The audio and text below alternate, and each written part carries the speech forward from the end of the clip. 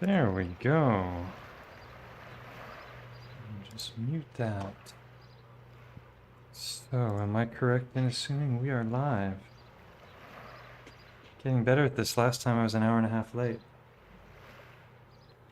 How's my audio? Oh, nice. Alright. So, this is going to be a fun one today. Let me just get started with a little video to warm up.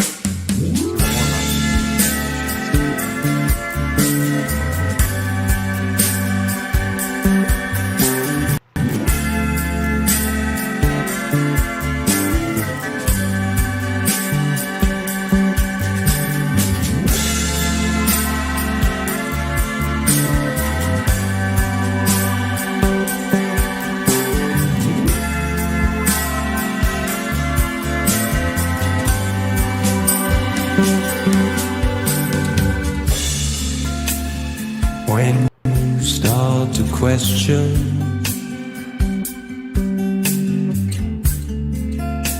the whole thing, it unwinds. Behold the great deception.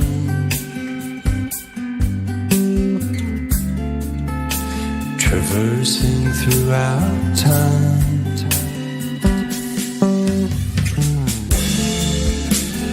Do you dare to question if there's a grip upon your mind?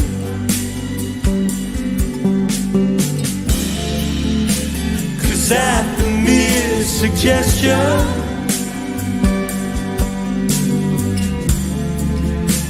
it leaves you all entwined.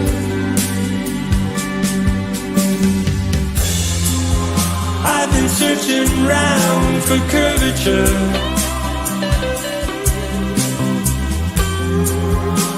but there ain't none to see.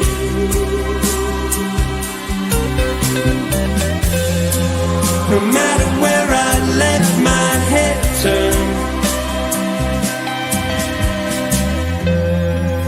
seems awfully flat to me. Will you start to question the shackles of your mind? If you let it open,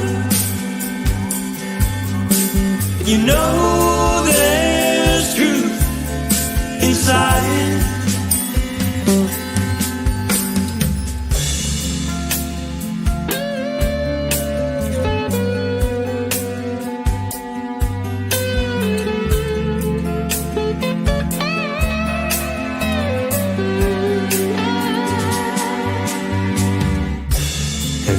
Been numbed into complacence, bred in circus to the end. It's time to claim your mental freedom. You know it's up to you, my friend.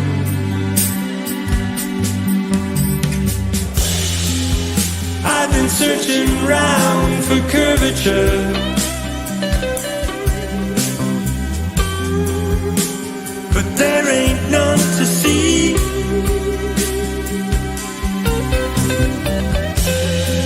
No matter where I let my head turn, seems awfully flat to me.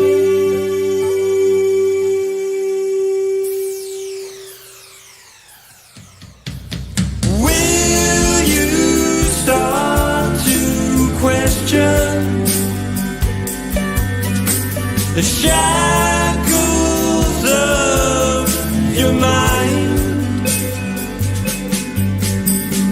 If you let it open, You know there's truth inside. Will you start to question the shackles of your mind? If you let it open, you know there's truth inside.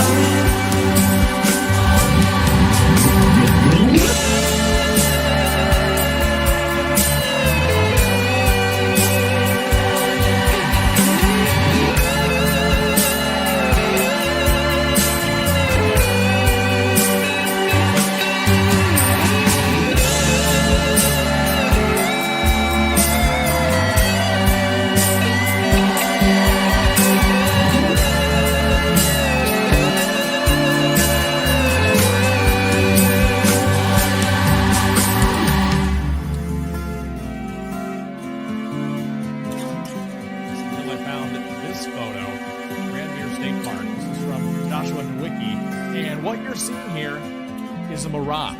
You typically would not be able to see this from the Lake Michigan shore. We talked about this last night. Conditions are right on the lake that we're actually seeing a mirage of the Chicago skyline. A mirage.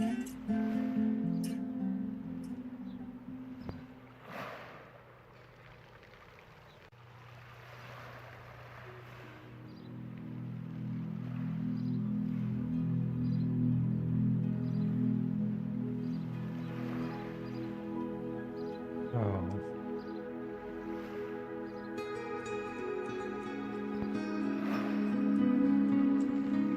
I can't hear the music.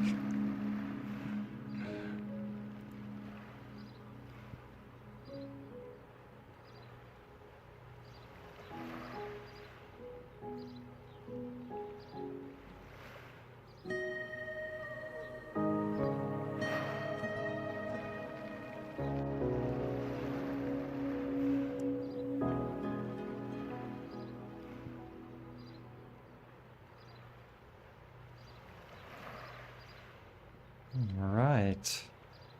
So, welcome everybody.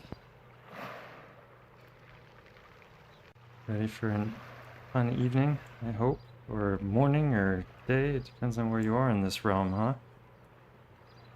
Yeah, it does sound like David Gilmour, doesn't it? So, yeah, welcome to the Synchronicity stream. I've been setting this one up for a long time and putting it off. Actually, let me just get a 5x5 thumbs up. Everyone can hear me fine. Music is turned down now. 20-second delay.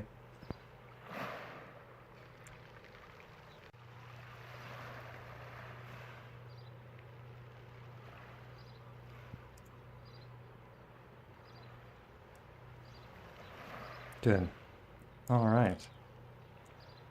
So, first off, I'd like to just say welcome to everybody. There's a whole lot of new subscribers that have come to the channel since the last live stream I did, and that's a lot of fun. Got some wonderful comments from people who really appreciated the stream that I did on the great trees, and just kind of the breakdown of the different theories that were out there. And why I thought they were all interesting, and I never would have done a stream on that subject had it not been for the work of Hangman 1128, which is what you're seeing here on the screen. And he just took it to a whole new level and showed so much evidence, because everyone was squabbling over whether or not the tree stumps, you know, these mesas were actually tree stumps, or whether they were vegetation or Achilles tendons, or, you know, all kinds of different theories. But when you see the work of Hangman 1128, to me it's undeniable. It's self-evident, and it's so exciting to see because the footage is absolutely amazing, and it gives you such a wonderful taste of how beautiful this realm is that we're in, and how incredible it must have been once upon a time. So yeah, thank you to everyone who's commented, and to the new people here. There's the fungi, the Devil's Tower theory, petrified tree stumps, you know, and I think it's interesting, but I haven't seen 100% conclusive proof, and it seems to be a great point that people like to argue about. Like, for example, that image there is considered by many to be the result of mining or electric mining, and I think probably tree, but you know, if you think about the size of the trees that Hangman is talking about, he's talking about things that are 6, 8, 10 miles in diameter that would have stretched miles and miles into the sky. Sorry, my office is right next to a road, and every once in a while there's going to be one of these ugly sounding mopeds going by, so you just have to bear with it. Hopefully it won't blow your eardrums out. Yeah, so you know, it's hard to even wrap your head around a tree of that size. I mean, we know that petrified trees exist. There's pictures of them right there on the screen. But, you know, we've been taught that they could only be a certain size because of the, the square cube law. There's Hangman, 1128. It's got an incredible channel. If you want some of the most moving footage you'll ever see, I highly recommend going there and visiting that channel and just watching it, because what you saw there were pictures, but to see the video and to see him walking around these structures is just it's just awesome. I'm just gonna back it up and let it go again. Yeah, so I think it's so wonderful because, you know, eventually, that's what I started to say about the stumps, is that they could be some kind of vegetation, they could be mushroom, they could be, there's images out there comparing it to the cross section of the flax plant. You know, there's all kinds of different theories about them, and I haven't seen anything really conclusive when it comes to the mesas or the stumps, whichever you think they are. But when it comes to the work of Hangman 1128, that's absolutely conclusive in my mind. And so it changes everything that we know about our past when you really come to terms with that. And I haven't heard any arguments yet that made any sense against it. I mean, they want us to think that these images that you're seeing here, or photos, not images, that this is just all created through a sedimentary layering process and tectonic activity and things getting pushed upward. And I started the video over again, and we're just in the first couple minutes of it, but the second half of this video is showing all the different manifestations of quartz and how the sap petrifies to quartz in a whole variety of different ways. And so many of these sandstone layers that we see are just parts of the great cedar tree. And that is just what you're seeing there are minuscule portions of the rings of these great trunks that stretched around.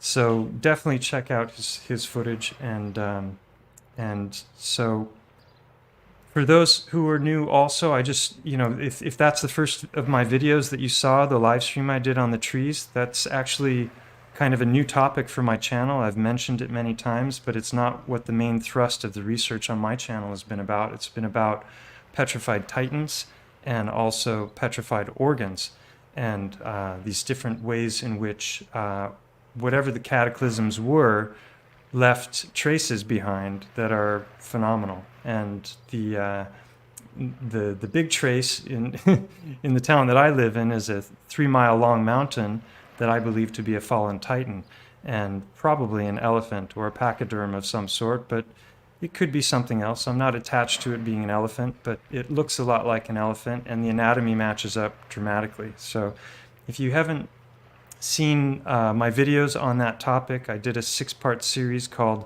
Unveiling a Titan. The first was the very first video that I ever made, and I would make it very differently now because I've learned so much in the 4 years since I made that video. But it is, it's just an opener, and most people who are really skeptical to this idea watch that video, which wasn't very great. I mean, I was nervous every time I hit the record button with that video.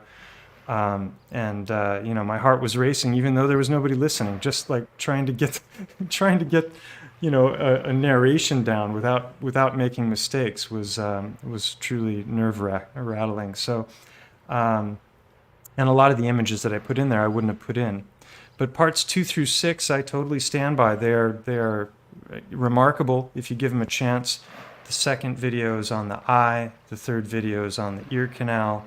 Fourth video is on the tissues of the mountain, the structure of the mountain, and how that corresponds to bone and blood and fat and all of these different materials. Now you're starting to see these examples of not just the beauty of the grain, but also the sap that Hangman shows so beautifully. And if you can't see that this is all petrified tree, I can't really help you because it's so bloody obvious, and there's a lot of people that want to deny it. But, they've got to deny their senses as well, and the obvious, in my opinion. But going back to the Unveiling a Titan series, so the fourth one was about the tissues. The fifth was about the eye again, going back to the eye and a whole bunch of new discoveries. The sixth was about a whole bunch of other discoveries that came along the way. That sixth video took almost a month to make. And and then I also... There's a live tab, so YouTube changed the setup recently, so all the videos are not in the same the same list like they used to be. And there's a whole bunch of videos that I did, both on the subject of the mountain and on the subject of petrified organs, and I can show a little of that right now. Let's see here. Here we go. And that should be without sound. Hopefully. Yeah. I'll just let that go for a while. So that is, these are examples of what I've taken to calling petrified hearts, petrified heart stones. I've done a whole series of videos on this subject and all of the empirical evidence in favor of the theory that what you're looking at there is actually a petrified heart. And we're told that that's not possible in the mainstream geological narrative because soft tissue will break down and decay long before it could ever petrify, and that's why we find the bones, but we don't find the soft tissue, except in the absolute rarest of circumstances. Well, I argue that that's not true, that the organs are very well preserved, and that in the cataclysmic process that destroyed the body, the organs are hardening. And when you know the anatomy, you can actually start to see that it's not just a shape that's reoccurring, but there's a whole load of very, very specific anatomical features that are perfectly lining up with heart anatomy. And so there's a whole playlist for petrified organs. There's a playlist for the Unveiling a Titan series, and a lot of material to cover. And just looking at these stones isn't enough. You have to see the breakdown and see what's being shown right there on the screen alongside the anatomy of the heart, and then you'll understand that there's way, way too many coincidences lining up for this to just be random chance. And I'm not going to go into the details of all that in this stream, but I just wanted to give a heads up for all the...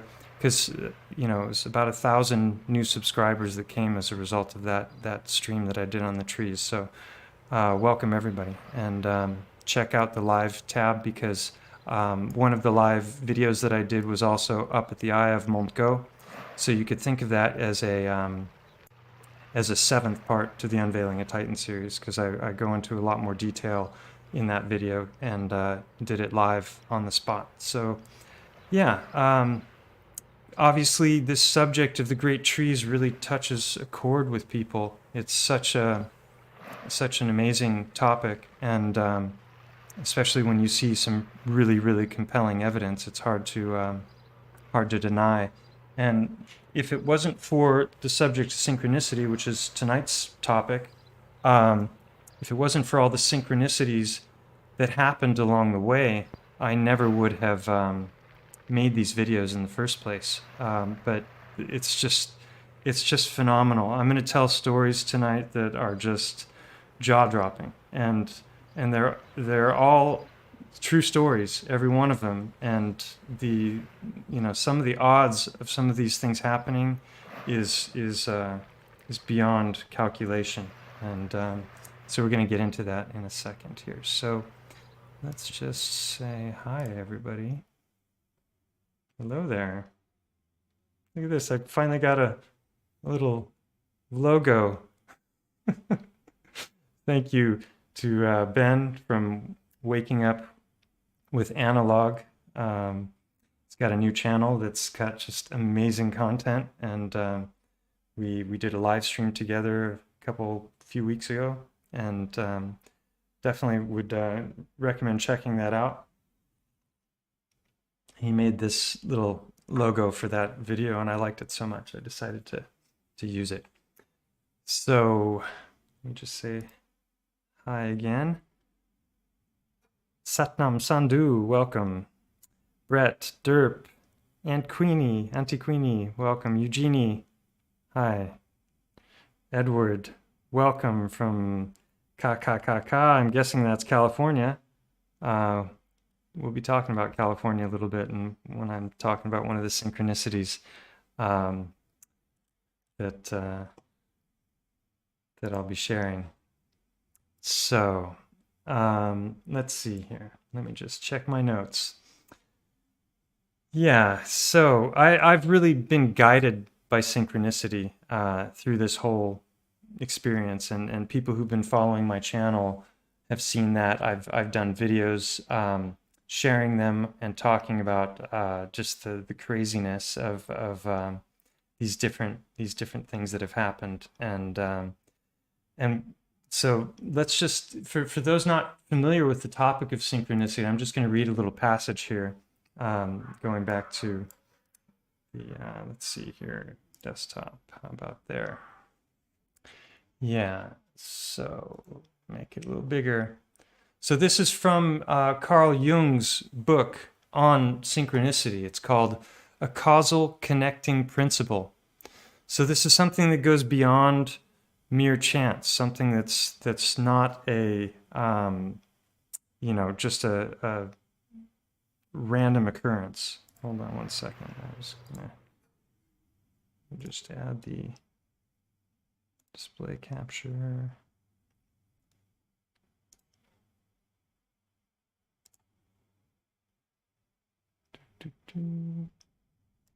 There we go, media source. No. Still getting the hang of OBS. There are so many features. It is really where are the input devices? Oh, I know what I can do. Here we go. We copy that.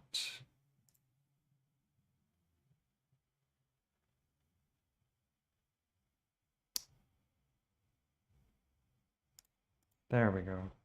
Copy. Paste.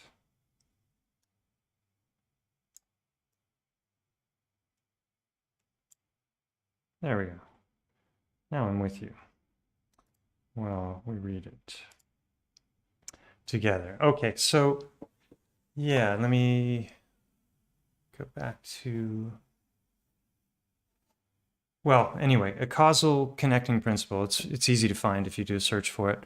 It's a short book. There's only, I think, about 150 pages to it. And so he says, it might seem appropriate to begin my exposition by defining the concept with which it details, synchronicity. But I would rather approach the subject the other way and first give you a brief description of the facts which the concept of synchronicity is intended to cover. As its etymology shows, this term has something to do with time, or to be more accurate, with a kind of simultaneity. instead of simultaneity, we could use the concept of a meaningful coincidence of two or more events where something other than the probability of chance is involved.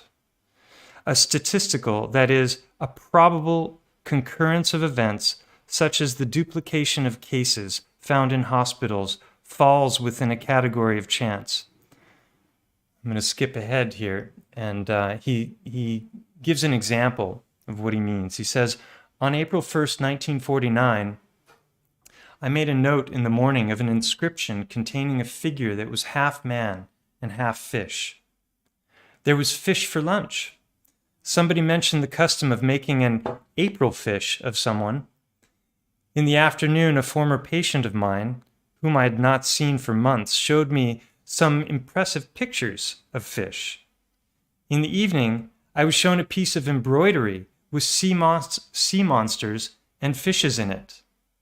The next morning, I saw a former patient who was visiting me for the first time in 10 years. She had dreamed of a large fish the night before. A few months later, when I was using this series for a larger work and had just finished writing it down, I walked over to a spot by the lake in front of the house where I had already been several times that morning. This time, a fish a foot long lay on the sea wall. Since no one else was present, I have no idea how the fish could have got there. When coincidences pile up this way, one cannot help being impressed by them. For the greater the number of terms in such a series, or the more unusual its character, the more improbable it becomes. For reasons that I've mentioned elsewhere and will not discuss now, I assume that this was a chance grouping. It must be admitted, though, that it is more improbable than a mere duplication. So he goes on to talk about that, and I'm just going to search for another really interesting story. Because really what defines synchronicity is when the moment isn't just this crazy coincidence, but it's also imbued with a meaning. And unfortunately, with synchronicity, it's not always easy to know what that meaning is, as we'll see with some of the stories that I'll be telling this evening. So he writes that the problem of synchronicity has puzzled me for a long time, ever since the middle 20s, when I was investigating the phenomenon of the collective unconscious, and kept on coming across connections which I simply could not explain as chance groupings or runs, like a run, like rolling the dice and having a run of the same roll over and over again. What I found were coincidences which were connected so meaningfully that their chance occurrence would represent a degree of improbability that would have to be expressed by an astronomical figure. By way of example, I shall mention an incident from my own observation. A young woman I was treating had, at a critical moment, a dream in which she was given a golden scarab.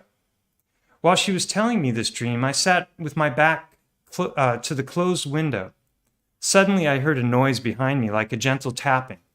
I turned round and saw a flying insect knocking against the window pane from outside. I opened the window and caught the creature in the air as it flew in.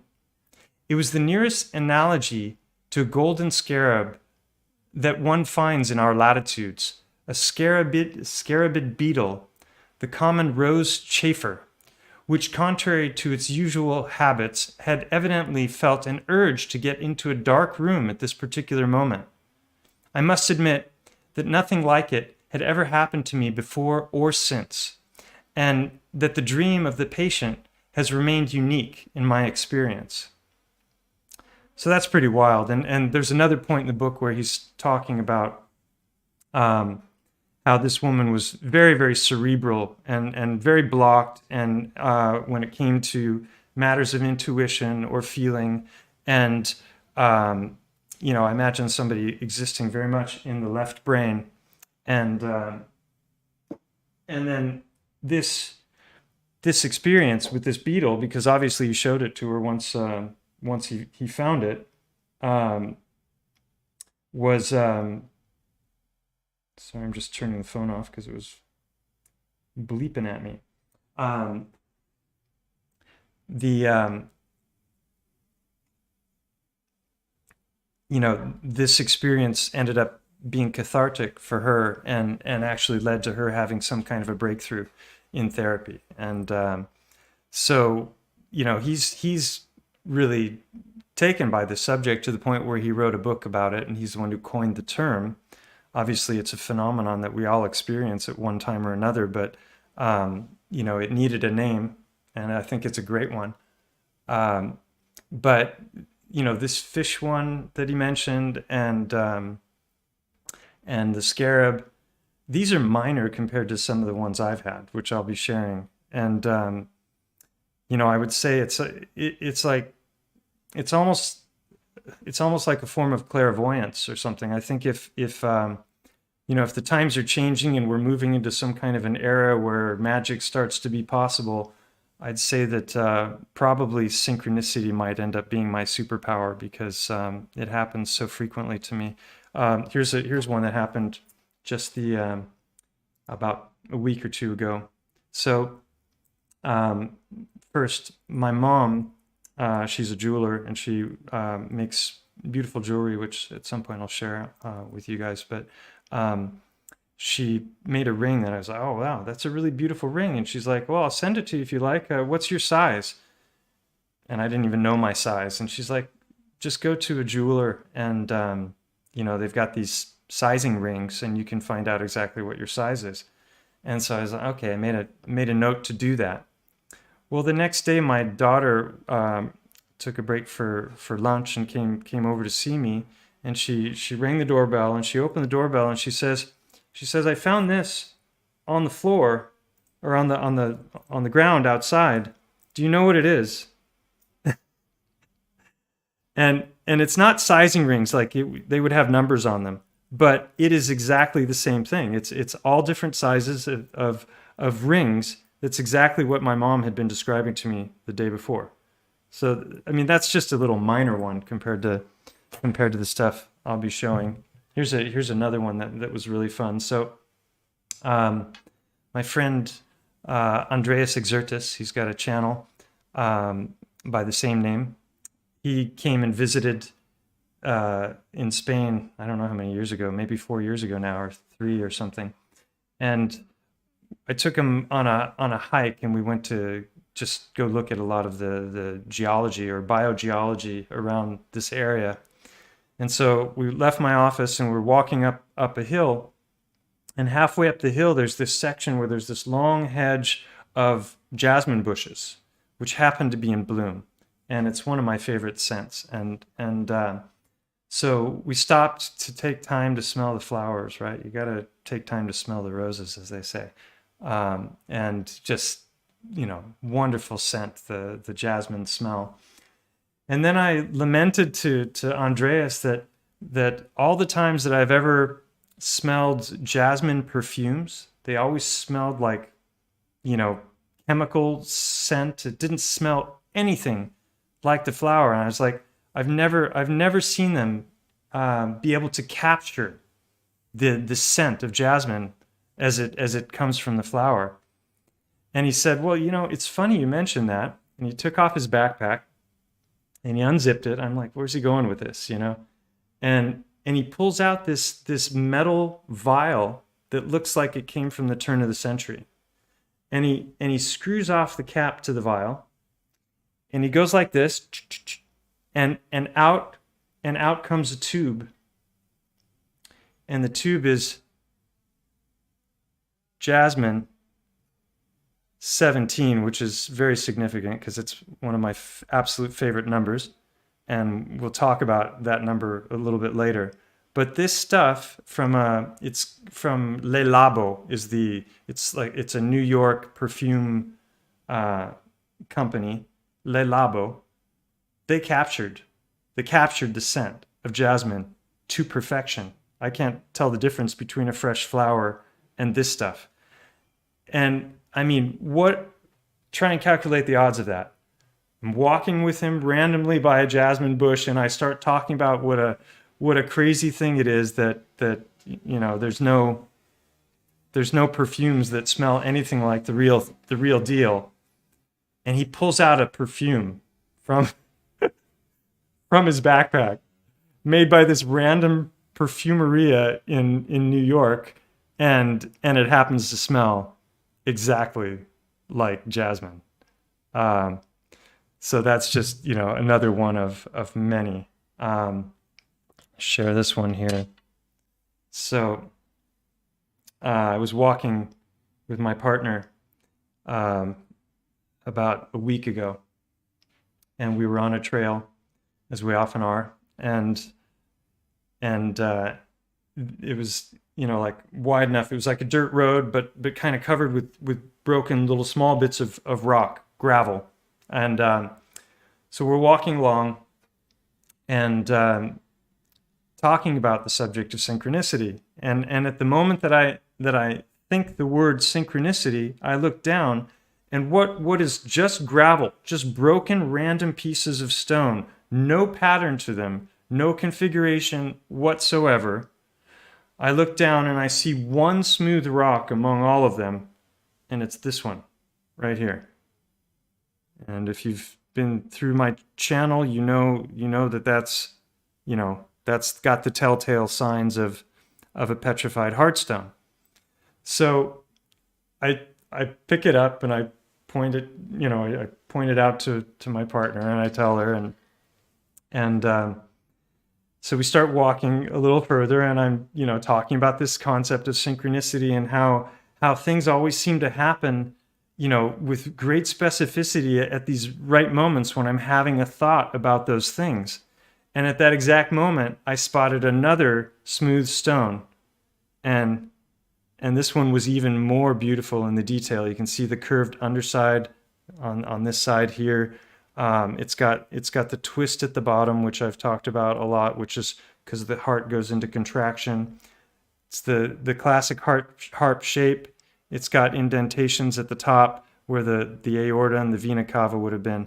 So this is just a classic. This would be like a 6 or a 7 on the scale. I've got a correlation scale that's got 25 different features on it, and the more numbers, the more of those features you find in the stone that you're looking at, the less likely you were to find it, and the more likely it was a petrified stone at one point. So that gets into probability. So let's talk about that for a little bit, because that's a subject that I've always really enjoyed. So if you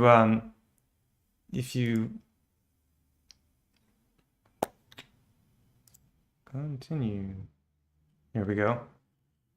This is a dice probability calculator. This is a great way to illustrate what I'm talking about. Let me just check in, make sure everything's good. Can give me a thumbs up again if everything's fine with the stream. You just trust in Google. 56, 56, 56.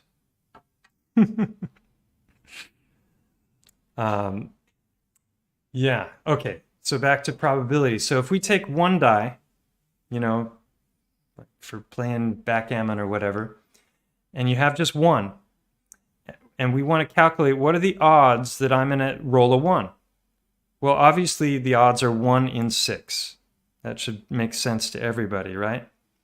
But if I make that number 2 here, and I want to say I want to roll a total of 2, that would mean both die have a 1 on them. So we're talking about snake eyes, right?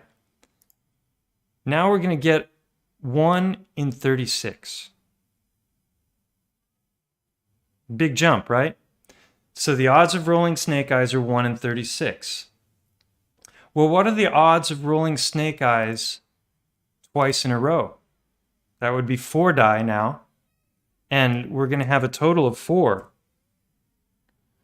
Now it gets big. Your odds are 1 in 1296. Jumped up a lot, didn't it? Right? So let's do it again. 6 die. You roll 6 ones in a row. So rolling snake eyes 3 times in a row, your odds of doing that are 1 in 46,000, plus or minus. Right. So this is how I've approached the whole thing with the heartstones, because the first video I ever made on the subject is called Mud Fossils, the Heart of the Matter. That was before I realized they weren't mud fossils. And that stone was a stone that came to me synchronistically after I asked the universe, God, the world, whatever you want to call it, for unequivocal proof of rapid petrification. And like 2 or 3 days later in a river bottom, I found that stone. Now, mainstream geology wants us to think that it's just rolled around and it's eroded in that fashion. But I'm a chiropractor, and I studied a lot of anatomy in school. I really loved heart anatomy and studied that a lot. And as soon as I picked up this stone, which was 4 times the size of a human heart, your heart being the size of your fist roughly, as soon as I picked up that stone, I spotted 6, 7, maybe 8 different anatomical features that were specific to heart anatomy. That's already a lot.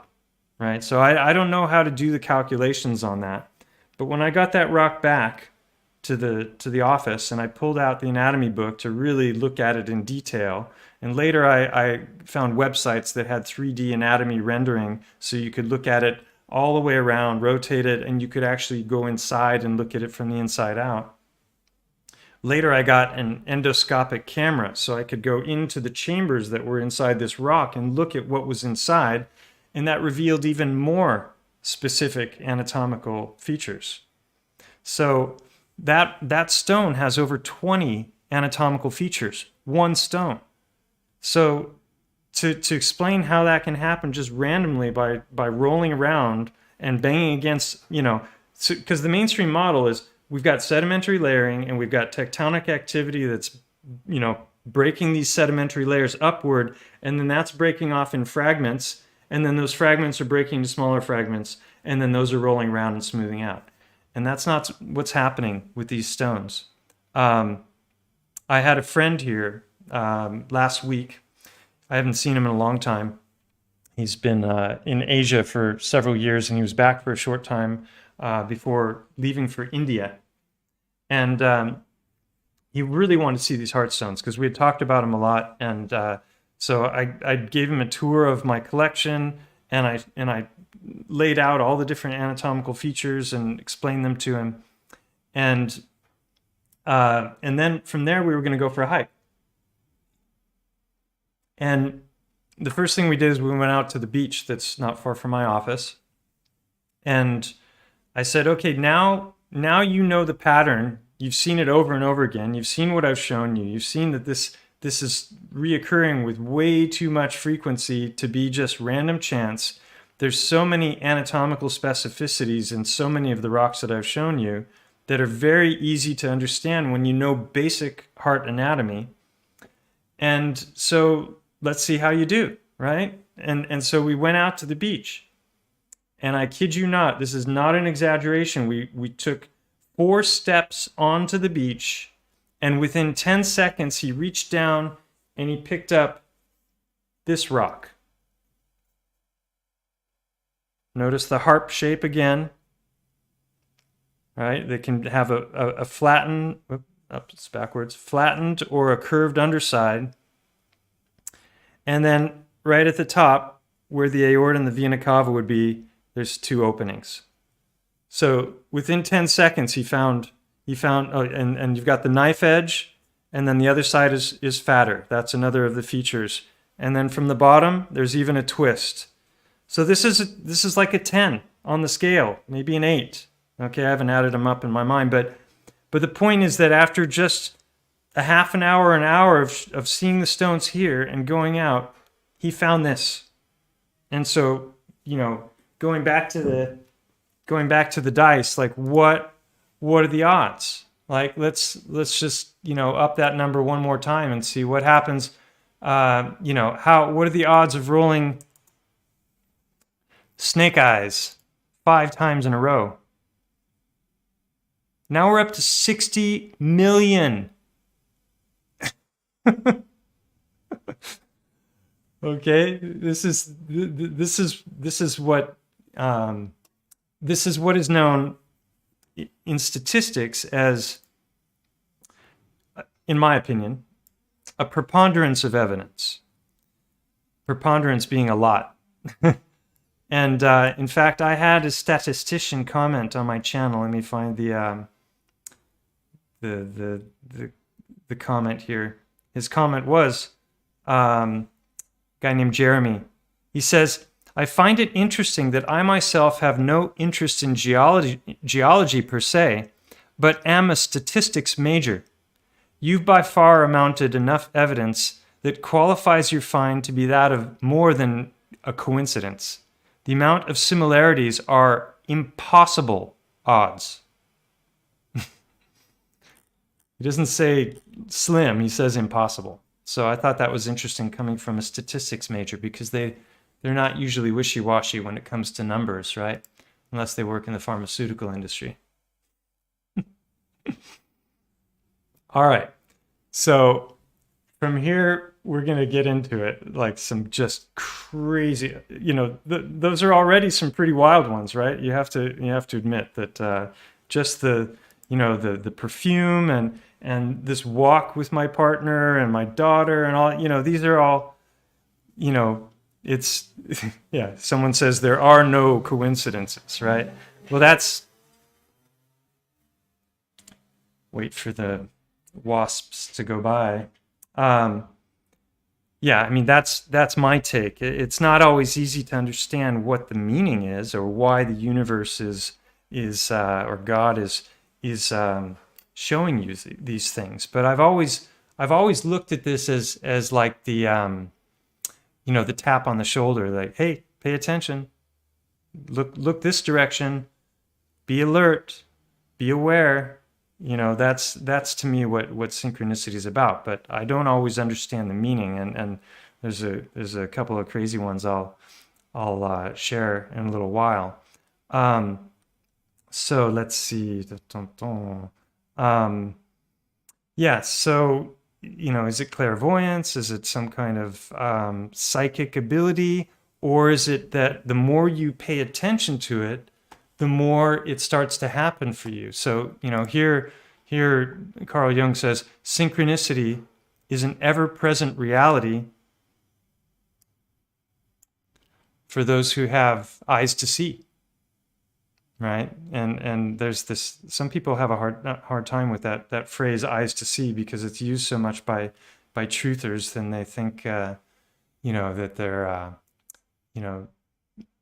they think they're better than other people because they see things that other people don't. Well, you kind of have to pay attention to things to see them. And if you're assuming that they can't be true because you were taught they can't be true, that's what I call paradigm blindness, which is, what we were taught about stones is that soft tissue can't petrify, and that, biological material does petrify, but it happens over millions of years of time and only under very specific conditions. And usually what we find is bone. And there's a whole lot of examples of anomalies that are even, reported on in geology, not just by crazy conspiracy theorists like me, that go against that. And there's a whole lot of information, about rapid petrification through different kinds of things, like high mineral content waters. If you take Mother Shipton's Cave in the UK, or Lake Natron, I can't remember what country it's in, creatures fall in and they get very, very quickly encased in a crystalline layer that I imagine works its way into the body eventually, because the things harden. There's also a guy named Girolamo Sagato in Italy in the 1800s, and another guy named Paolo Gorini, who both succeeded in petrifying body parts, specifically organs, brains, hearts, kidneys, and so there's museums there. So people who say no, there's no evidence, this is a crackpot, harebrained idea, they don't know the evidence, and they also don't know they also haven't reviewed my evidence when it comes to what I presented. Wow, that really is like a halo. Looks like I've got a filter on, Instagram filter. Okay, so going back to synchronicity. It's a meaningful coincidence of two or more events where something other than probability of chance is involved. So we talked about probability with the dice, and then I was looking through just some different quotes on synchronicity, and there's a book that came out in the 80s that was kind of like new agey material called The Celestine Prophecies. I read this back in my, I don't know what I was, in my 20s, and it was about this journey that this guy takes to the rainforest, I think, in South America, and he's finding these scrolls that he has to unlock one by one, and and is on this big adventure. And I don't, whether it's a true story or not, I doubt. But it was fun, and it's learning through parable. And one of the things that he says is that we must assume that every event has significance and contains a message that pertains to our questions. This especially applies to what we used to call bad things. The challenge is to find the silver lining in every event, no matter how negative. That's by James Redfield, the author of the Celestine Prophecies. There's some interesting things in that book. He talks about the concept of energy vampirism, and some people are capable of perceiving energy in auras, like they can probably see the aura above my head right now. But this idea that just because you or I might not be able to perceive energy doesn't mean other people can't. And just because you can't measure it with a scientific experiment, and prove that it exists or that it's there, doesn't mean that it isn't there and that it doesn't exist. So he also says, if we make sure we stay in a state of conscious alertness for the next synchronicity, our minds stay on the positive and off our fear and doubt. And I can speak from experience that this is true. And, maybe it's just as simple as like, some will say that this is the concept of cherry picking. When you're doing research, you've got all this data, and then you just pick the data that matches your conclusions. And so that's false research, and then you're spreading lies if you do that. So that's cherry picking. And, that's definitely a phenomenon that needs to be accounted for. And honest researchers are constantly trying to avoid those kinds of pitfalls, the ones that are using the scientific method, like really using it. And then there's an important concept called, not called, but it's the idea that correlation does not mean causation. So what that means is that, a simple example is if I sneeze and a window breaks, it's kind of foolish for me to think that my sneeze broke the window. But if I sneeze a second time and a second window breaks, it's pretty weird. It's like, wow, what are the odds? What a coincidence. And maybe there's a synchronicity there and a meaning to it that you might want to pay attention to and try to interpret. But, to say that the sneeze broke the windows, that's quite a reach, unless you've got a really powerful sneeze. I happen to have a very powerful sneeze, and I've never broken a window with my sneeze. So I doubt that could happen. There might be somebody outside the building who doesn't like you and is shooting at you, and you don't realize it yet. And they've, hit 2 windows, and they're going for a third soon.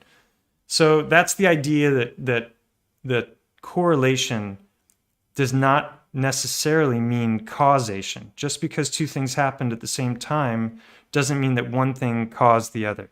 So that's another thing to be aware of when conducting research. So going back to this image search that I did on the subject of synchronicity, I did this last night, and this is what I'm going to share with you right now is what gave me the impetus to do this stream. I've been mulling over this stream for months, wanting to share these stories that I'm only just beginning to get to, and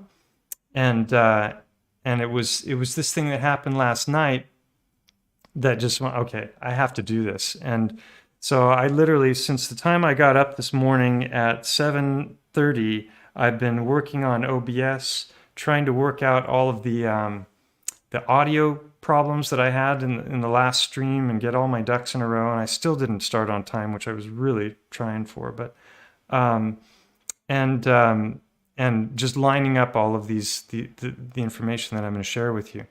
But this thing that I was searching for last night is what really lit the fire under my butt to do this stream. So the thumbnail to this video is me hugging a really big tree back over 20 years ago, about 25 years ago, actually. And that was in the Sequoia National Forest. And that tree is General Sherman, which is the largest tree in the world. It's not the tallest, but it's the largest. And by hangman standards, it would have been a sapling next to the big trees. It would have been moss. It would have been tiny. And it's the biggest one we've got today. It's not the tallest, but it's the most massive.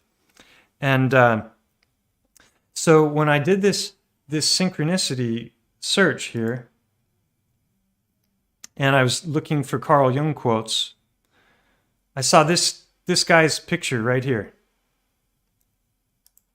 And my jaw hit the floor. Oh, I'm clicking on the wrong window. There we go. And my jaw hit the floor. This guy, David Rico, he's an author.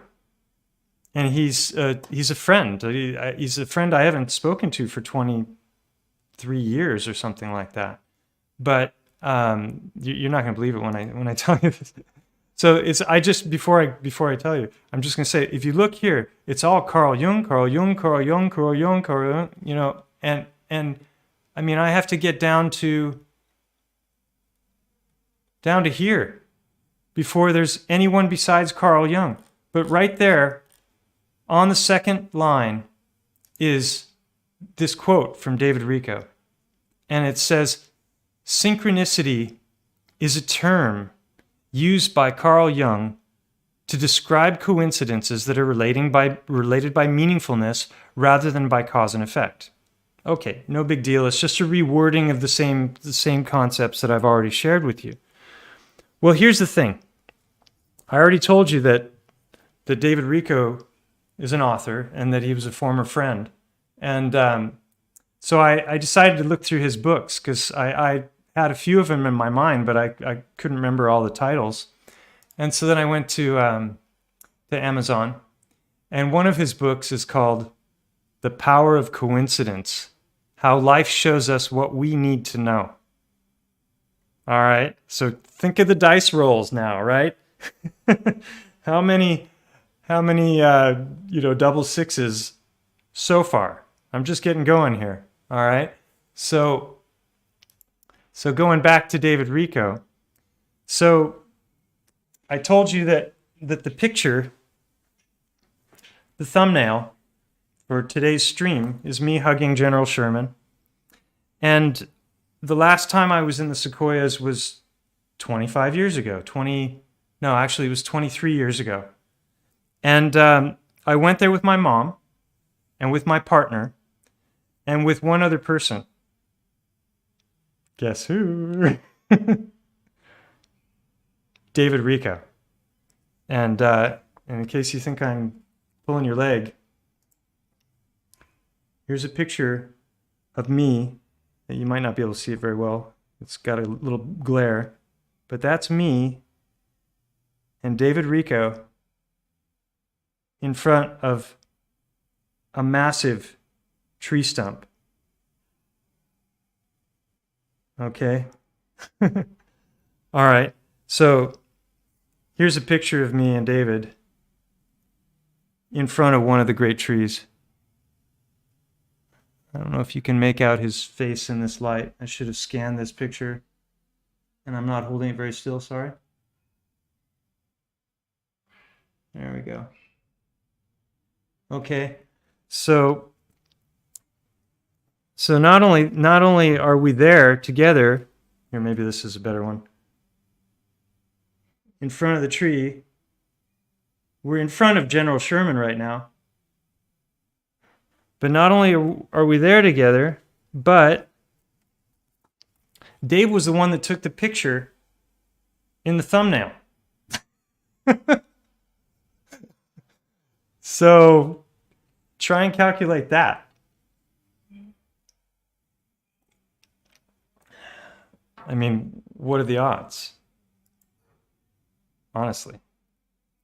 It's crazy, isn't it? Derp. That's one gnarly stump. That's for sure. All right. So, to me, you know, this is all just proof of a creator. You know, that there are supernatural powers at work. And most of us are just not tuned in. We're not, you know, we're not seeing the forest for the trees, literally. And, you know, and then this gets into so many other subjects, like, you know, I'm thinking of simulation theory. And, you know, there's a guy named Jason Brashears. He's got the channel Archaics. He talks a lot about that we're in a simulacrum, and that there is a creator, and he calls the creator the, well, actually, he talks about Archaics, stands for, what is it? Something, Artificial Intelligence X, the AIX part of Archaics, and that we're basically all trapped inside of a matrix, you know, just like the movie. And so he talks about simulation. It's been a while since I heard the videos, but he was describing it as a distraction that is put out there by artificial intelligence X, which is basically like this demiurge controller of our realm that has entered into the realm and has perverted it, and is the reason why the world is such a messed up place. And that ultimately it wasn't designed this way, and that there's this, he calls it the benefactor, I would use the word God, and that the benefactor is good, but archaic artificial intelligence X is not good. And I think they're interesting ideas. You know, I don't know where the truth lies, but in one of his streams, he was talking about this concept of synchronicity, and that it's a trick that's used by the artificial intelligence to basically get us going down an infinite number of rabbit holes and to pay attention to all kinds of things rather than working on what's most important. And, you know, what's most important, he's got all kinds of ideas about that, but I'm not going to go into those. But, you know, freeing yourself from the constraints and the bounds of the matrix, I suppose. So, you know, it's interesting. He talks also about something called reality tunnels, and that basically, you know, the people who are paying attention to what's going on, you know, who have the eyes to see, they're the ones who are questioning everything, constantly pulling back the veil and going, okay, well, what's behind this curtain? What's behind, you know, it's like Toto in The Wizard of Oz, you know. Toto smells something's not right, and he goes and he pulls back the curtain and reveals this little, you know, liar manipulating levers and playing with smoke and presenting the illusion of a god, when in reality it's just a magic trick. And so Toto would be the errant in that story, and the people who are paying attention and don't accept just the mainstream narrative on every little thing that comes along, they're the errants in the matrix. And according to Jason, which I think is an interesting idea. It's Neo basically, right? And from the movie The Matrix, same idea. And so the idea is to transcend the constraints of the matrix. And so what happens is, as an errant starts to really wake up and come into his or her power, it becomes a threat to the system. And so obviously the system could martyr the person and take them out, because then they become a real threat. So you could just take them out. But then the problem is that sometimes if someone is martyred, their ideas live on, far more than they might have if they hadn't. So that, there's a lot of examples of that throughout history. Think of people like Martin Luther King or, Malcolm X or Christ, So it's not necessarily in artificial intelligence X's best interest to just go head on and try and stop or take out the people who are questioning. So what Jason says AIX does, because it has a limited amount of resources, it's not limitless as the creator is, it has to work within certain confines. And so it has to use its energy wisely. And what it does is it creates different reality tunnels, or you could think of these as echo chambers, right? Where we're put into little groups, all kinds of different groups, and then those groups grow in size, and then that group is against the other group, and it's like the more it can get people into groups and get them to not think for themselves and to not be errants, the more they become part of a crowd, the easier it is to control the whole crowd and to manipulate the narrative of the crowd as a whole. And so that's how artificial intelligence X gets around this limitation of resources, is by creating these reality tunnels. I think it's a fascinating concept.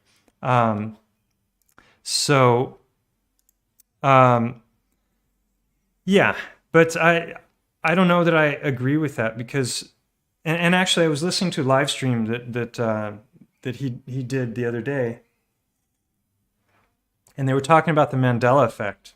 And it was very interesting because they were describing all of these different Mandela effects. I came up with the Handela effect the other day. When you're looking everywhere for your keys and then you realize that they're actually in your hand.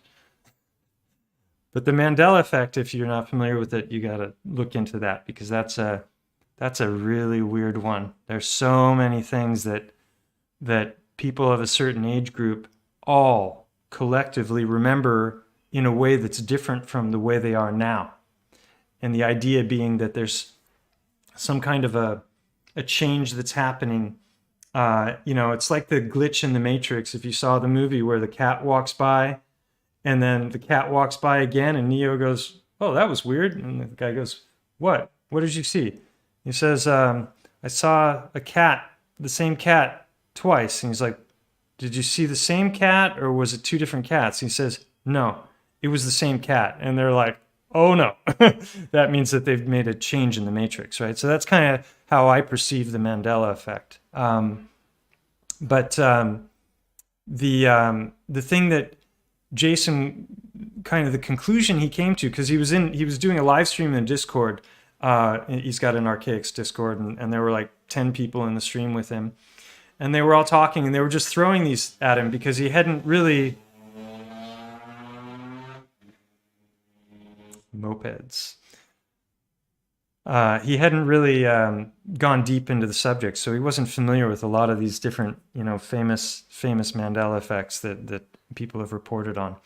But the conclusion he came to was that it was actually, the more he thought about it, the more he realized that it wasn't a malevolent thing that was taking place. These weren't changes that were leading to some bad things happening for people. They were kind of innocuous, like they didn't really matter in the scheme of things, other than the fact that certain segments of the population were completely tripped out by them and couldn't figure out what was going on, because they knew that their memory of the thing was completely different than how it was now. And it's not like some Alzheimer's thing kicking in. It's, it's definitely happening. If you pull aside 100 people from a particular age group and ask them about a particular pop culture reference, a huge number of them are going to give you the wrong answer because it's changed from their memories.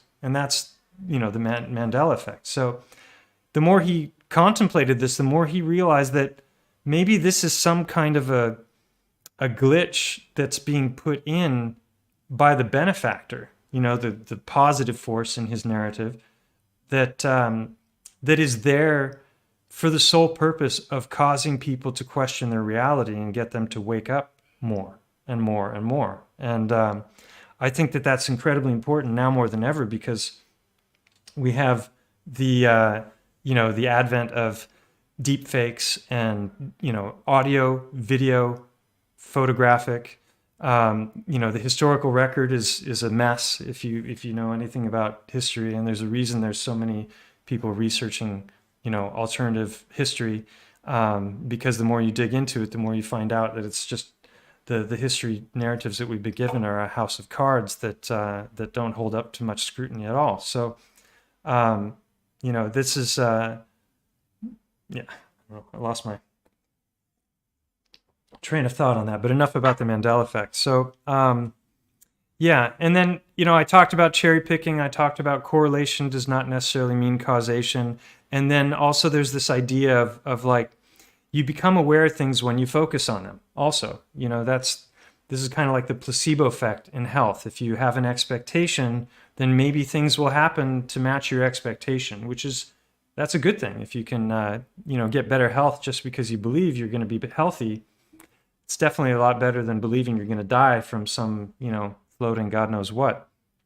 But this power of suggestion is also very powerful. And when we, anyone who's suddenly purchased a new car, or their parents have, and it was a car that you never thought about before, because it wasn't of interest to you, and all of a sudden you see that car everywhere, just constantly, it's all over the place. Well, they were already all over the place, but you just never noticed. You weren't attuned to the happenings. So that, that there is a power of suggestion aspect to this. But this is why I'm so fascinated by this concept of probability and game theory, and what are the odds of getting a royal flush in in poker. It's something like 1 in 250,000 or something. So anyway, when I tell some of these stories that I'm going to get to now, I've already told several of the shorter ones, but some of you might be thinking I'm exaggerating or I'm making stuff up, and that is definitely not the case. When I was a youth, when I was a teen, I exaggerated a whole lot, and it got to the point with some things where after a while I'd exaggerated so much I couldn't exactly remember what the real truth was about the past, right? That's a dangerous thing when you lie, having to remember things, and it's a lot better to tell the truth. But at some point, if people who know my story, that's another thing that there's a bit of information of on this channel. I have a past in hacking. I was a former hacker back in the 80s, and I got busted for it and did time, and it's a crazy story. And people have been badgering me about the book. I'm sorry it's taking so long, but this research on this other stuff has been so interesting, and editing the book and marketing the book is really, really boring. So I have a hard time getting myself to do it when I have this laundry list of things that I feel are actually more important. Like the tree stream that I did the other day, that is to me far more important than my hacking story. But it is a great story, and it probably should be a movie. But anyway, I reached a point in my life where the stories I had to tell were so crazy that I didn't need to embellish anymore or exaggerate. So there's no embellishment or exaggeration here with the things I'm about to I'm about to tell you. And let me just check in with everybody and see how it's going. Is it interesting so far? Rock Whisperer. Hackers from Heaven. Yeah, there's an interview with. Oh, that's a synchronicity I can tell about right now. So, oh wait, here comes another moped. Yeah, so my channel has been around for 4 years, and about a month ago, maybe a little more, someone made a comment on one of my videos, and the only reason I recognized the name, and I didn't initially, it took me a little while before I made the connection. It was the combination of the name and the icon, which was a picture of him. Fortunately, because if it hadn't been a picture of him, my brain would have never put the two things together. But I had done a live stream with Andreas Exertus, and it was the first time I ever spoke publicly about my hacking past. It was the first interview I ever gave on this subject. And in that interview, he brought up another hacker named Gary McKinnon, who is from the UK. And a lot of people know him as the Pentagon hacker, the NASA hacker. He was literally the most famous hacker from basically 2002 to 2012 or beyond. And he was known as the most dangerous hacker in the world. And oh, you can't hear the mopeds. Good. Then my audio shenanigans that I spent so much time, I learned how to use filters on OBS and to get rid of all that background noise, and making progress here. But yeah, so anyway, Gary McKinnon, yeah, he was the most famous hacker in the world for over a decade. And turns out he commented on one of my videos, and initially I just assumed that he found out about me because of the hacking. And like, if you go to the Wikipedia page for list of computer criminals, I'm on there. If you know my name, Mike Wilkerson.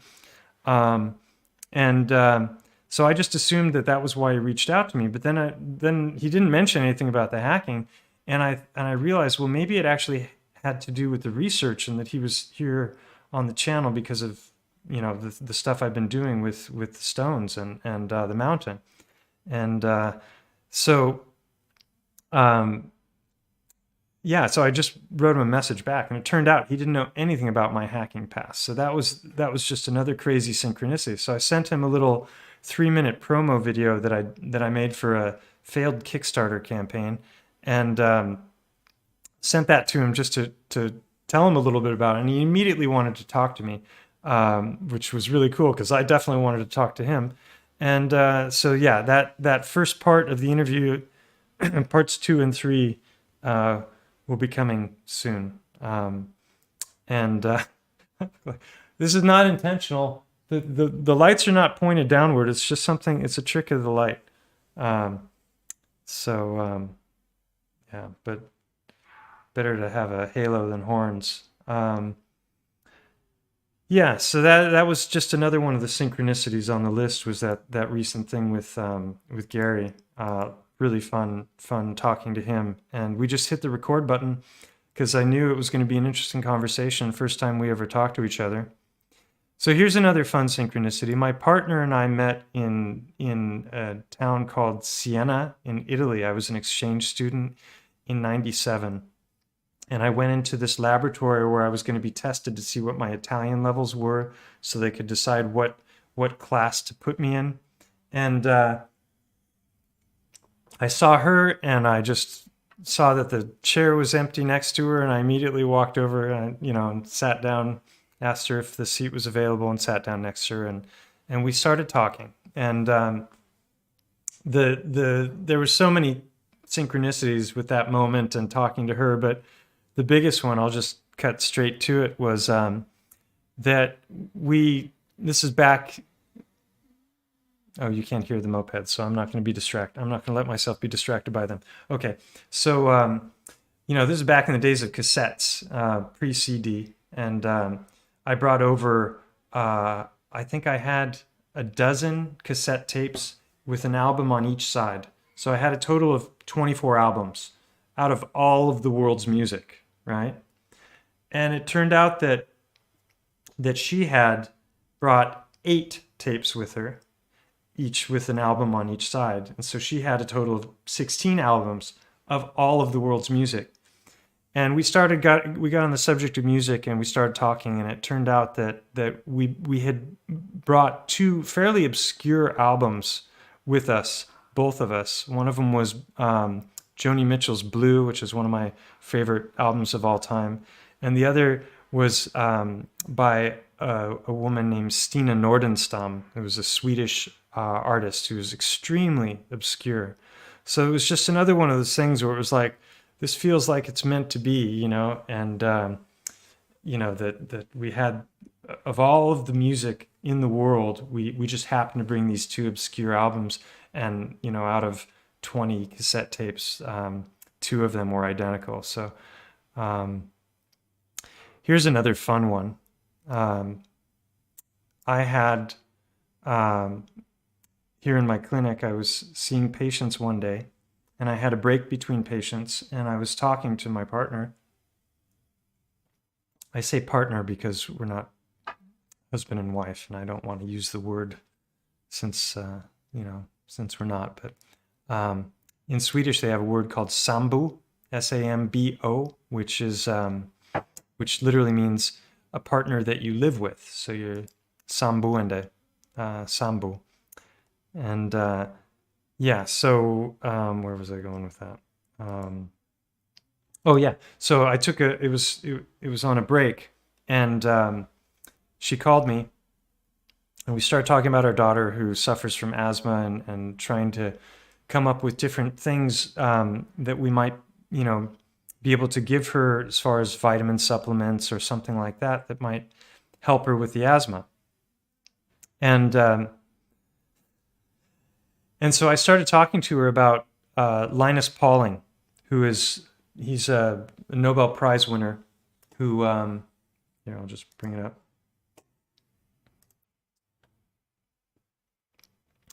He's the only guy in history to win the Nobel Prize twice and by himself. Like, a lot of times you'll get people that have won the Nobel Prize, but they're sharing it with 6 co-authors on the study or something like that. So he won the Nobel Prize for chemistry, because I think he was the first to synthesize vitamin C. And then he also won the Nobel Prize for peace. And very interesting guy. And he developed a form of therapy called orthomolecular therapy, which has to do with basically high doses of things like vitamin C as a way of beating different kinds of disease. And you know, mega dose therapy basically is what he was doing. You know, way beyond the recommended daily allowance recommendations. Anyway, I was thinking maybe that might be something that might be beneficial to her, to, you know, detox in one way or another and help boost her immune system. And so we were having a whole conversation about this right up until the time where my next patient was due to arrive. And so the doorbell rang, and I let the person in, new patient who I had never seen before. His name was Michael, another Michael, a lot of Michaels out there. And so he came in, and I did the you know, the intake form, talking about his health history, and you know, at one point, it came up that he was studying nutrition at a very high level. And I said, "Oh yeah, really? That's interesting. What are you studying?" He said, "I'm studying orthomolecular medicine. Have you ever heard of that?" And I said, "You've got to be kidding me. I was just talking literally before you walked in with my partner about orthomolecular medicine and Linus Pauling." And he's like, "Oh wow, you know Linus Pauling?" He said, "I was one of his last students." This guy had studied for years with Linus Pauling and had become one of the foremost experts in Europe on orthomolecular medicine. And he walked in randomly. There's no coincidence, right? He walked into my office, starts talking about Linus Pauling and orthomolecular medicine. And I'm like, I was just having a conversation about this. This is incredible, you know? And in fact, I've been wanting to get some of the ascorbic acid, vitamin C, in the powder form so that we can start giving it to my daughter for therapy. So we stopped talking about that because I had a limited amount of time with him, and went through my whole routine of a first checkup and adjusted him for the first time. And then at the end, he said, I'll be back later on today in this area, and I can bring by a tub of the ascorbic acid. So he brought me this cylinder of a kilo of ascorbic acid, and he gave it to me for free. So again, calculate the odds on that one if there's any mathematicians out there. Are these stories interesting? Is it? Yeah, derp, exactly. That is crazy. What are the chances? Like literally, as I'm having a conversation about this with my partner, like the foremost student of this man who, he's no longer alive. He died in '94, or not the foremost student, but one of the foremost students, walks into my office. This is another one. I didn't even have this on my list, but it just occurred to me. So I had another patient come to me about 3 or 4 years ago who he walks in and someone says, "Wow, just tuned in. Also taking large doses of vitamin C powder." There you have it, another synchronicity. So this guy walks into my office and this is a problem with live streaming by yourself. It's not a dialogue, so you never get a break, and so after a while your voice starts to get really raspy. But I hope it's fine. But so this guy walks in, and on his intake form, he puts down IT. Pretty vague, right? IT, that's a big subject. And so I finished, asking the more pertinent questions, and then I said, by the way, what aspect of IT do you work in? And he says, "Oh, I'm in security." And I said, "Oh, really? That's kind of fun. I got a little bit of a history with that." He's like, "Oh, really? You worked in IT?" I said, "Yeah, I worked in IT, but that's not the part of the history that I'm talking about." Somebody who deals with statistics and game theory every day with his companies out of Las Vegas. Well, cool. Prognostic. I like your handle. Well, if you ever want to give me some assistance when it comes to trying to calculate the odds on some of this stuff, I'd be curious to know how. So calculate the odds on this one I'm about to tell you. So I tell him, I got into a little trouble as a teenager with computers. Like, "No way, really? You used to be a hacker?" And I'm like, yeah. And he's like, "That's so cool." He's like, what did you do? And I said, "Well, it was a long time ago, but I got into Microsoft and Boeing and Sunstrand and Kenworth Trucking." And he's like, "Really? What happened to you?" And I said, "Well, I got busted and eventually I went to jail for it." He was like, "No." And I said, "Yeah, in fact, it was right when the laws were changing. So I had the misfortune of being the first hacker in the world to actually go to jail for the crime of hacking." And he, his jaw hit the floor when he heard that. He couldn't believe it. And but that was nothing compared to how hard my jaw hit the floor. Because at the end, I realized that because I had to adjust them, I still had to work. We could have just talked for hours just on computer crime and whatnot. And so I asked him, "So who do you work for?" And he's like, "Well, I'm not going to tell you who he works for now because it's confidentiality agreements, obviously, as a patient. But back then, I'll just say he runs security for one of the bigger banks in Europe now. And then back then, he was working for Interpol." And I said, "Interpol? You mean like the ones that deal with cybercrime. And he said, yeah. I said, well, what department were you in Interpol? And he's like, I was in the cybercrime division. I'm like, you got to be kidding me. You work in cybercrime. You worked in cybercrime for Interpol. And he said, yeah. And finally I asked him, like, I have to know, what do you do? This guy, I kid you not, and proof of it is that it'll be on a little blurb from him will be on the back cover of my book when it gets released. He was the head of cybercrime for Interpol, for all of Europe. The number one guy for fighting computer crime for all of Europe, randomly walks into my office as a patient, knowing nothing about my past. What are the odds? It's just, every time I think about it, it's just... So here's another one. How long have we been going here? I figured I'd go a couple of hours. What's going on here? How many are...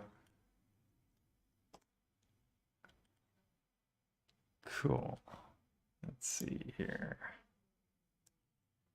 Well, if it's interesting, I can keep going as long as you guys want. It's already an hour and a half. My gosh, time flies when you're having fun, huh? So yeah. Let's see here.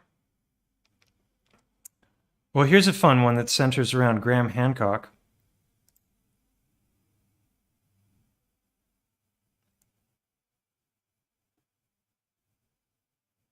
Just checking out the...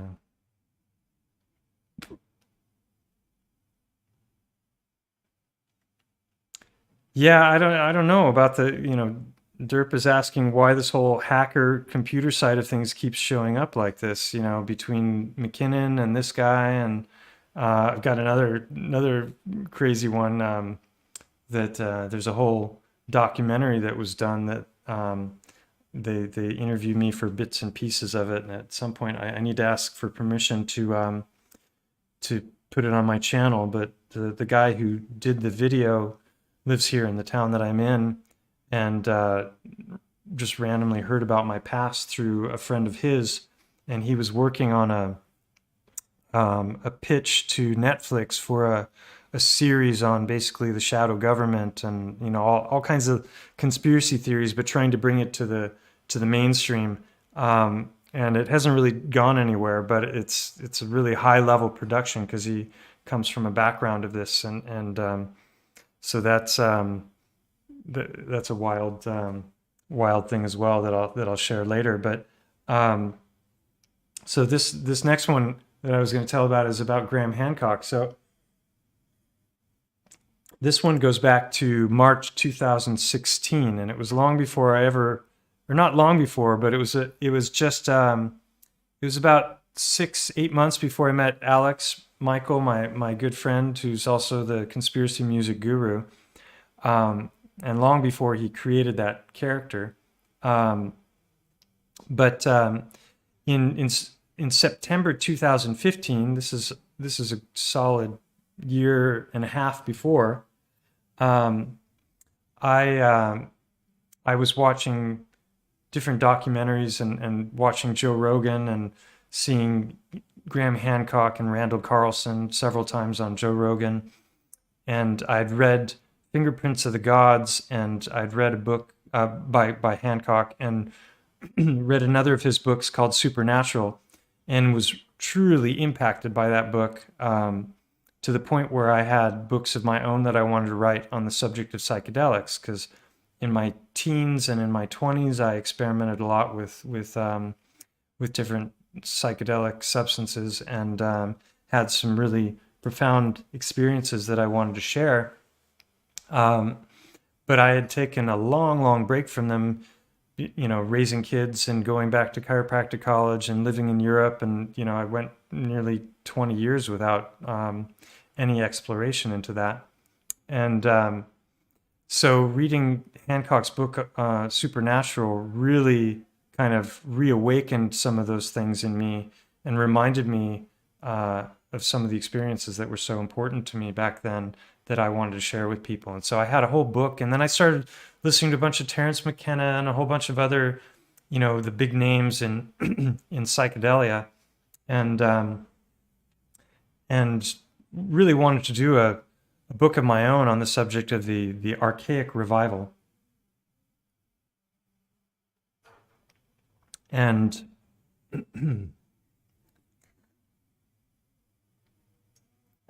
just a disclaimer, my thoughts on that subject have changed dramatically in the last 6-7 years, and I'm going to do some streams on that in the future because it's an incredibly important topic. I think there's a lot that needs to be said about that subject that many people never touch on, and it's not just all what do you say? It's not just all shits and giggles, roses and daisies. It's there's a lot of darkness there also. Yeah, so Terence McKenna, I was listening to loads of his stuff and a whole bunch of other. I mean, I listened to probably 1,000 hours of material on the subject and had a couple of books planned. And so at one point, after seeing Graham Hancock's stream with Rogan, I think one of the first ones he did, I reached out to him. This was September 2015 through Facebook, and he's got about 500,000 friends followers on Facebook, and he was on the verge of putting out a new book called Magicians of the Gods, which was his sequel to Fingerprints of the Gods. And I really wanted that book after having read some of his other books. And it's the only book in my life that I've ever pre-ordered. And so I just did that as soon as I heard he was doing it, and it was up for pre-order. And then I was listening to this Rogan episode, and I had been watching a video earlier that day. This was some months later, and I was watching a video on the subject of Tesla and Tesla's meetings with a guy named Swami Vivekananda, who was this Vedic mystic who, when they came together, it was a profound experience for Nikola Tesla. Apparently, he writes about it in his notes, and it was profound because basically the Vedic scriptures and what Swami Vivekananda had to tell Tesla about them were paralleling the things that he was discovering scientifically about the nature of our realm and how electromagnetics works and all sorts of things. But it was coming straight out of Advaita Vedanta, like these ancient teachings. And so it was very profound and impactful for Tesla. And this little video that I saw, it was like a 10-minute video.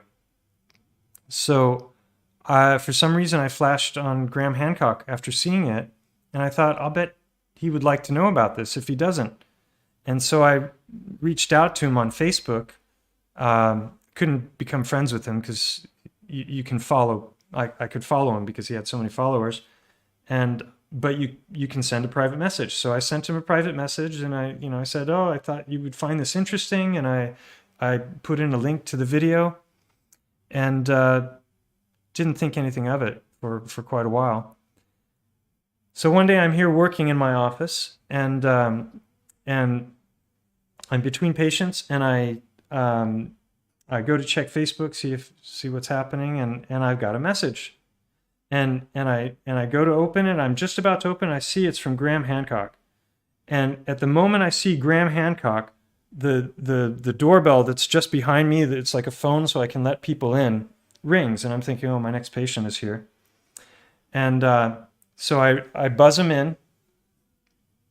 And then I open the message and I read it. And it's a very nice little short, very friendly message from Graham Hancock thanking me sincerely for sharing that with him, because it was very meaningful to him, and wow, what an amazing, being Tesla was. And I'm like, wow, that's so cool. Graham Hancock like reached out to me, privately and sent me a message, So the doorbell rings and I get up, and I go to open the door to let the next patient in, and it's an Amazon delivery, and the guy hands me the package. And I'm like, what's this? I don't even remember ordering a package. And I open it up, and it's Graham Hancock's book that I had pre-ordered 3 months earlier. It came at the exact same moment that I saw his message and I clicked on his message. I kid you not. I have the proof. So anyway, on the subject, here's another just crazy one. Wait.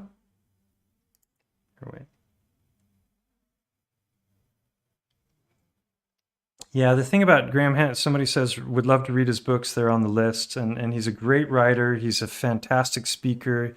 He's a wealth of knowledge, and I love the things that he's written. But I have to say, there's a whole lot of stuff he never talks about, and it concerns me, because he strikes me as the kind of guy who goes into anything and is not afraid to look for the truth and to dig into subjects that are considered crazy by others, or that might, lose you your seat in academia if you were a mainstream researcher or something like that. But yeah, I don't know. Sometimes I get suspicious of people for the things they don't talk about. I'm not going to go into it anymore, but yeah, Zecharia Sitchin and his theories, I went into those a lot. Yeah, if you don't take control of your food and health, someone else will. If you don't make time for health, you have to make time for illness. And if you don't take care of your body, where will you live? Right?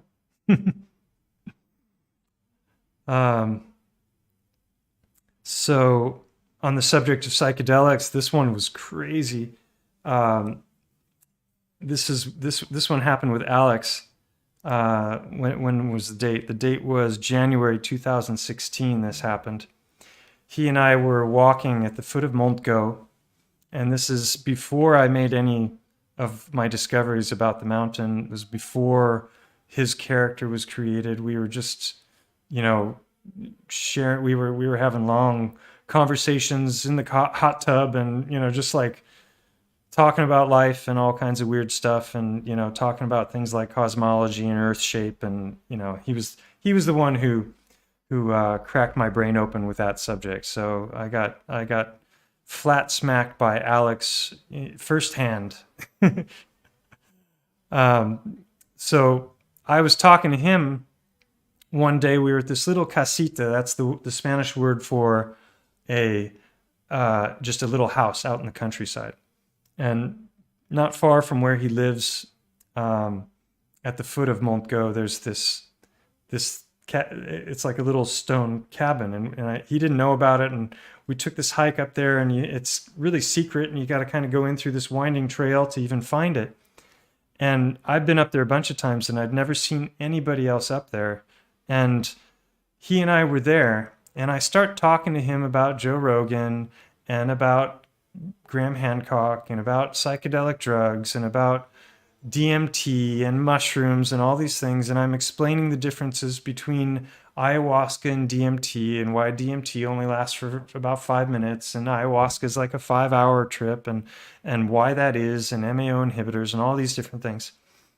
And all of a sudden we see this guy approaching on the trail from down below, and he's got a dog with him, and he's got a walking stick, and he's coming slowly up the trail while we're talking, and then he gets up onto this little plateau where we're sitting, and we just had a smoke, and we're having a nice time, and he starts talking, and out of the blue he brings up DMT. Like, we weren't talking about drugs with him at all. We had just been talking about DMT and other things. And this is by no means I am not advocating for DMT. I want to make that clear. There's probably a lot that can be learned and gleaned, but there's a lot of risks involved. And one of those risks might be demonic possession. So keep that in mind. I'm not pushing psychedelics in any way by talking about them. Okay. So DMT, we're talking about it before. This guy comes up and just out of the blue starts talking about DMT, and we start talking, wow, that's so weird. We were just talking about that. What are the odds, And so we talking a little bit more, and then finally I asked him, well, have you ever tried it? And he said, yeah, I tried it 2 or 3 years ago in California. And I was like, California? Wow, that's funny. I'm from California. He's like, oh, really? Yeah, I tried it. And it was this little town called Ojai. Ojai is a town that's got 12,000 inhabitants. Ojai is my hometown.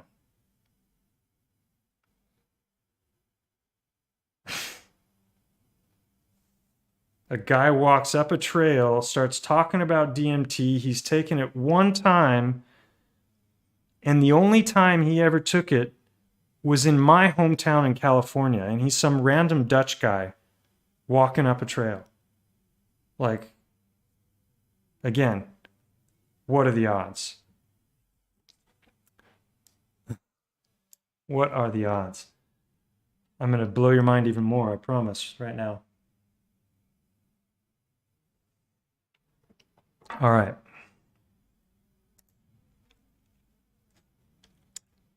There's a synchronicity.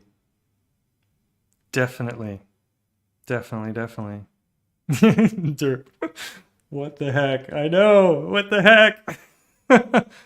And Plaid Panther says, I used to do a lot of farming in Ojai. There you go. Somebody in the stream who used to farm in my hometown. Yeah, it's a hotspot. Oh, that reminds me. I forgot to put it in the list. Wait a minute. This is great.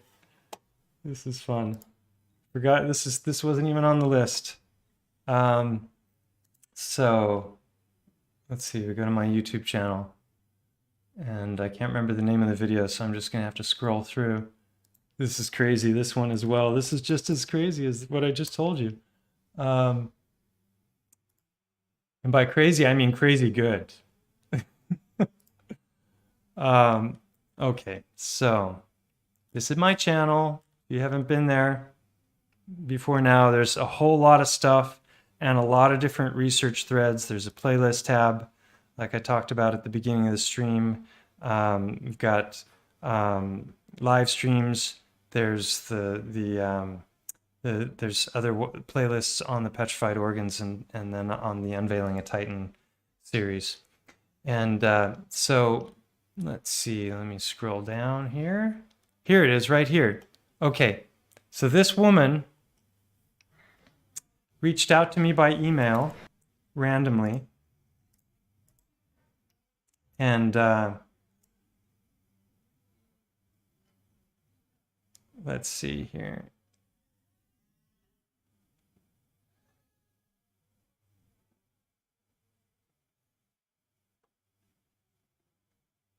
And her name is escaping my mind right now. Hold on one second. What's her name?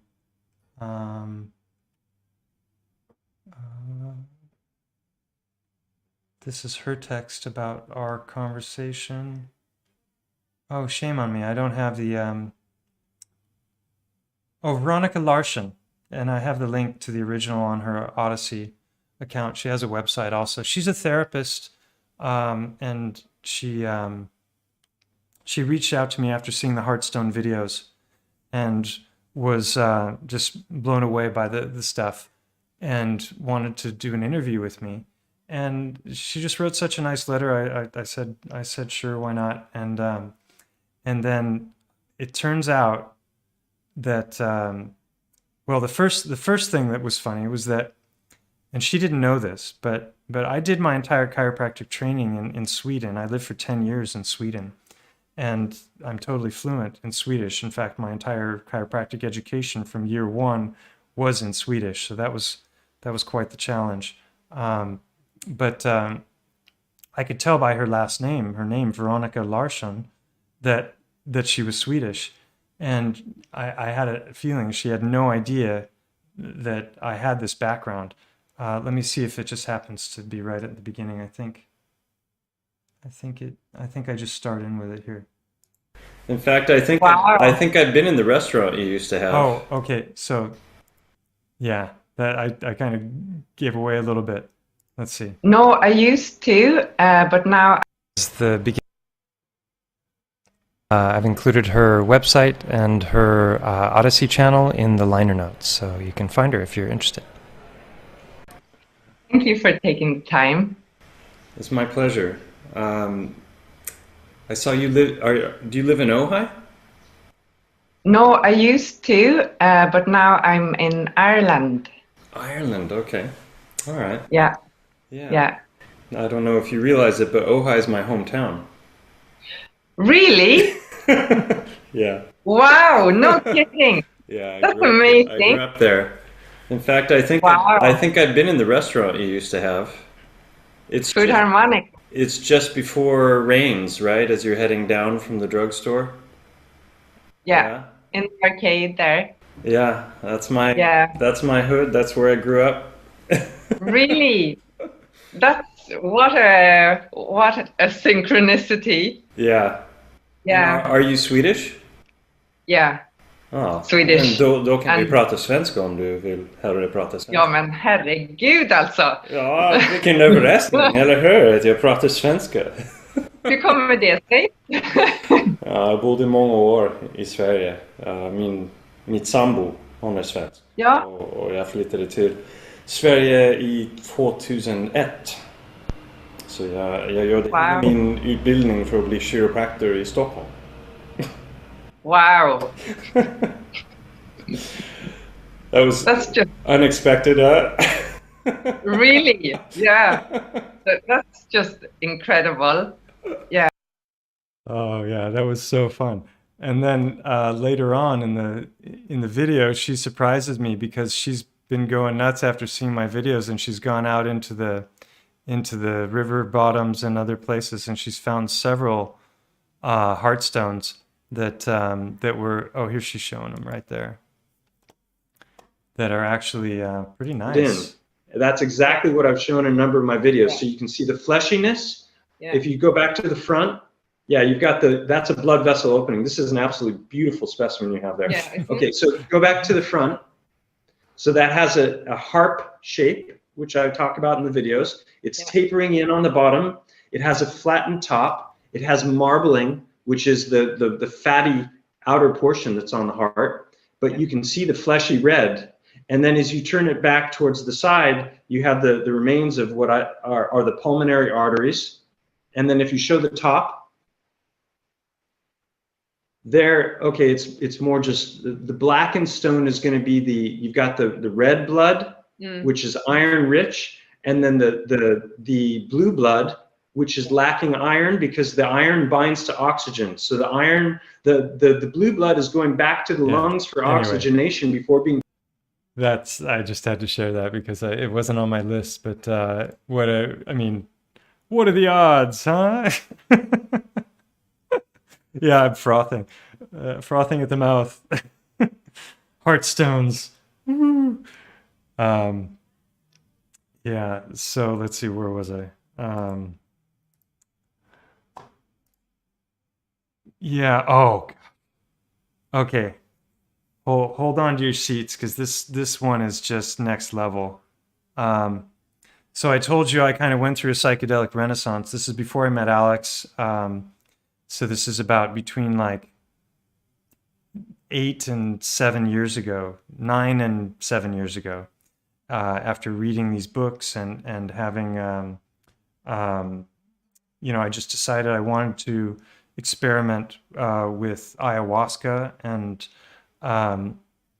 so I'd been doing Tai Chi here in town with a guy who was a martial arts master. He was like a 12th Dan in ninjutsu, but he liked to do Tai Chi and teach that as well. And he'd studied in Asia for many years. And his name's Matthew. Shout out to Matthew. So at some point, we got on the subject of psychedelics and specifically ayahuasca. And I mentioned that I had wanted to try it, but I wasn't in a position, especially with kids and my practice, that, I could just drop everything and leave everything behind and go to the rainforest and, lose myself in an ayahuasca ceremony with some shaman.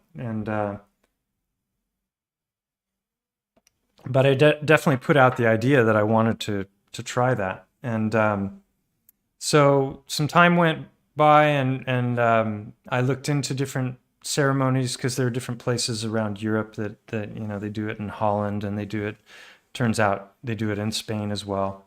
And there are different churches. There's the Santo Daime Church, which is this syncretic faith that's a mix of, it's like a combination of Christianity, shamanism, and African tribal religion, all rolled into one faith, where they use ayahuasca as their sacrament for these experiences.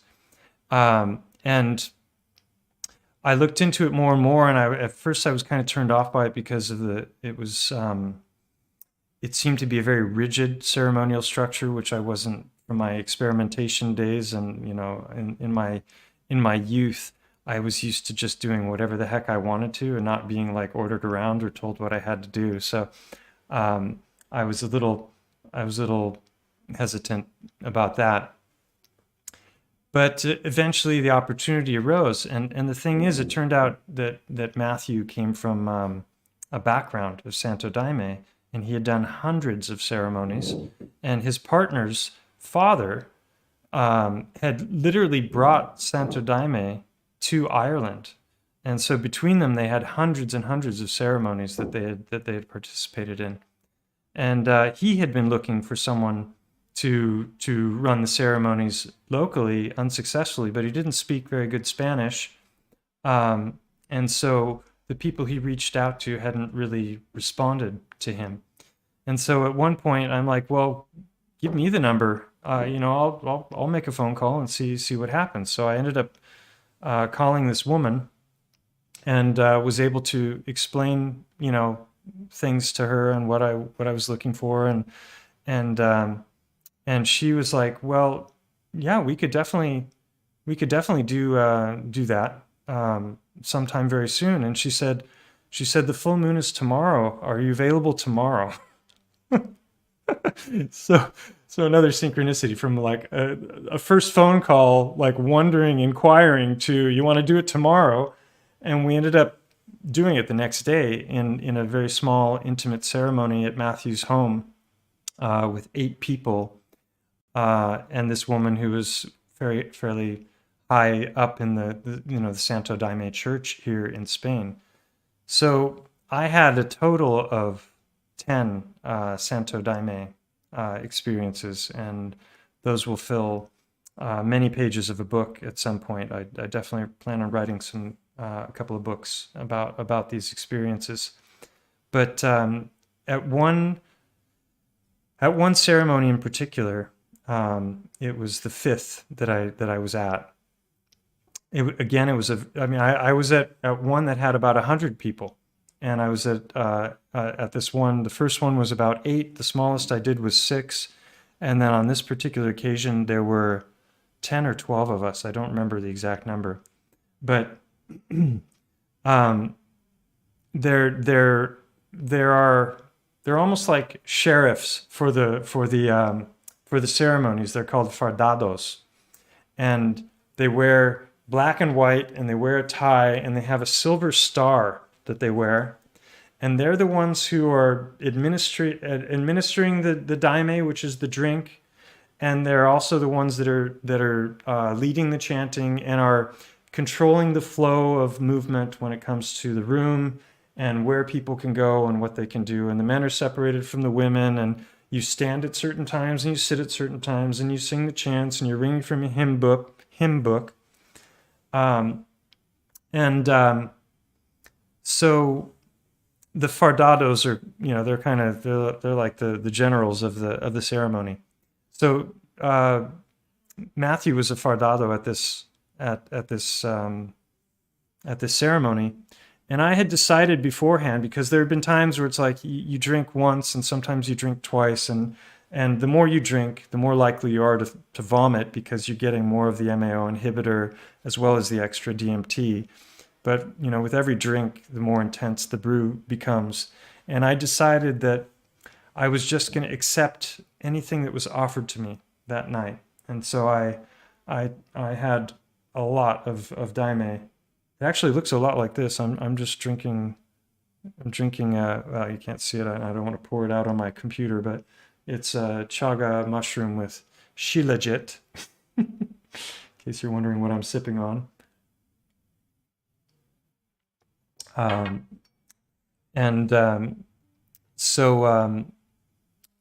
Yeah, I just decided I was going to accept whatever came my way that night and be open to whatever the universe had in store for me. And boy, was that a mistake. It was really, really intense. And I did purge that night. That's their fancy word for throwing up all over the place. But before all that happened, there was a moment in about the midway point of the ceremony where you get kind of a little pause and you get to go to the bathroom and take a break from the hymns, and that's also just before they administer the next drink. And I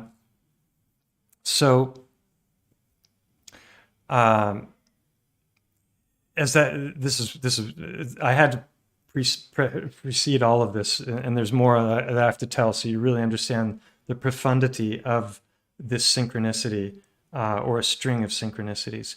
Because when the pause happened, one of the other guys in the room had been kind of fixated on Matthew throughout the first part of the ceremony and became very curious about him. And it turns out this man is an astrologer. Now, I grew up in a family with astrology. My mom was an astrologer. She was a yoga teacher. She was, into many of the new age things. And I grew up vegetarian. My parents owned a health food store in Ojai, back, called Solar Winds, back in this is the early 80s and before. So I grew up with this system, which I'll share with you real quick. I won't go into detail, but this is a book called The Sacred Symbols of the Ancients, and it's the mystical significance of our 52 playing cards and their amazing connection to our individual birthdays. So I have other pictures that I'll bring up in a moment, but I'll explain what that has to do with this story in a second. So this guy, the astrologer, in the pause, walks across the room, walks straight up to Matthew, and he asks Matthew, "What's your birthday?" And Matthew says, "It's September 17th. Why do you ask?" And this other guy, Fernando, he says, "My birthday's also September 17th. He could just feel it. He just knew that this guy had the same birthday, that Matthew had the same birthday as him. So that was nuts, right? I mean, just that he just knew, going back to probability, let's see. Well, this is all dice, so I can't do it with dice, but how many days in a year? 365, right? Right? So Matthew then shakes his head in disbelief, and he points across the room at me. And he says, his birthday is also September 17th.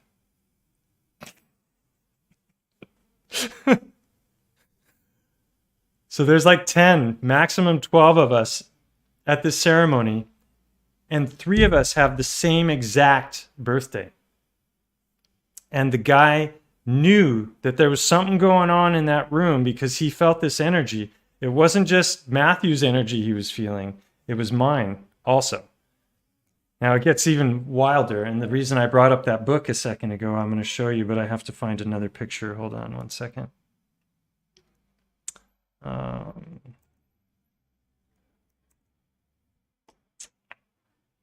Where did I put it? Here we go. Okay,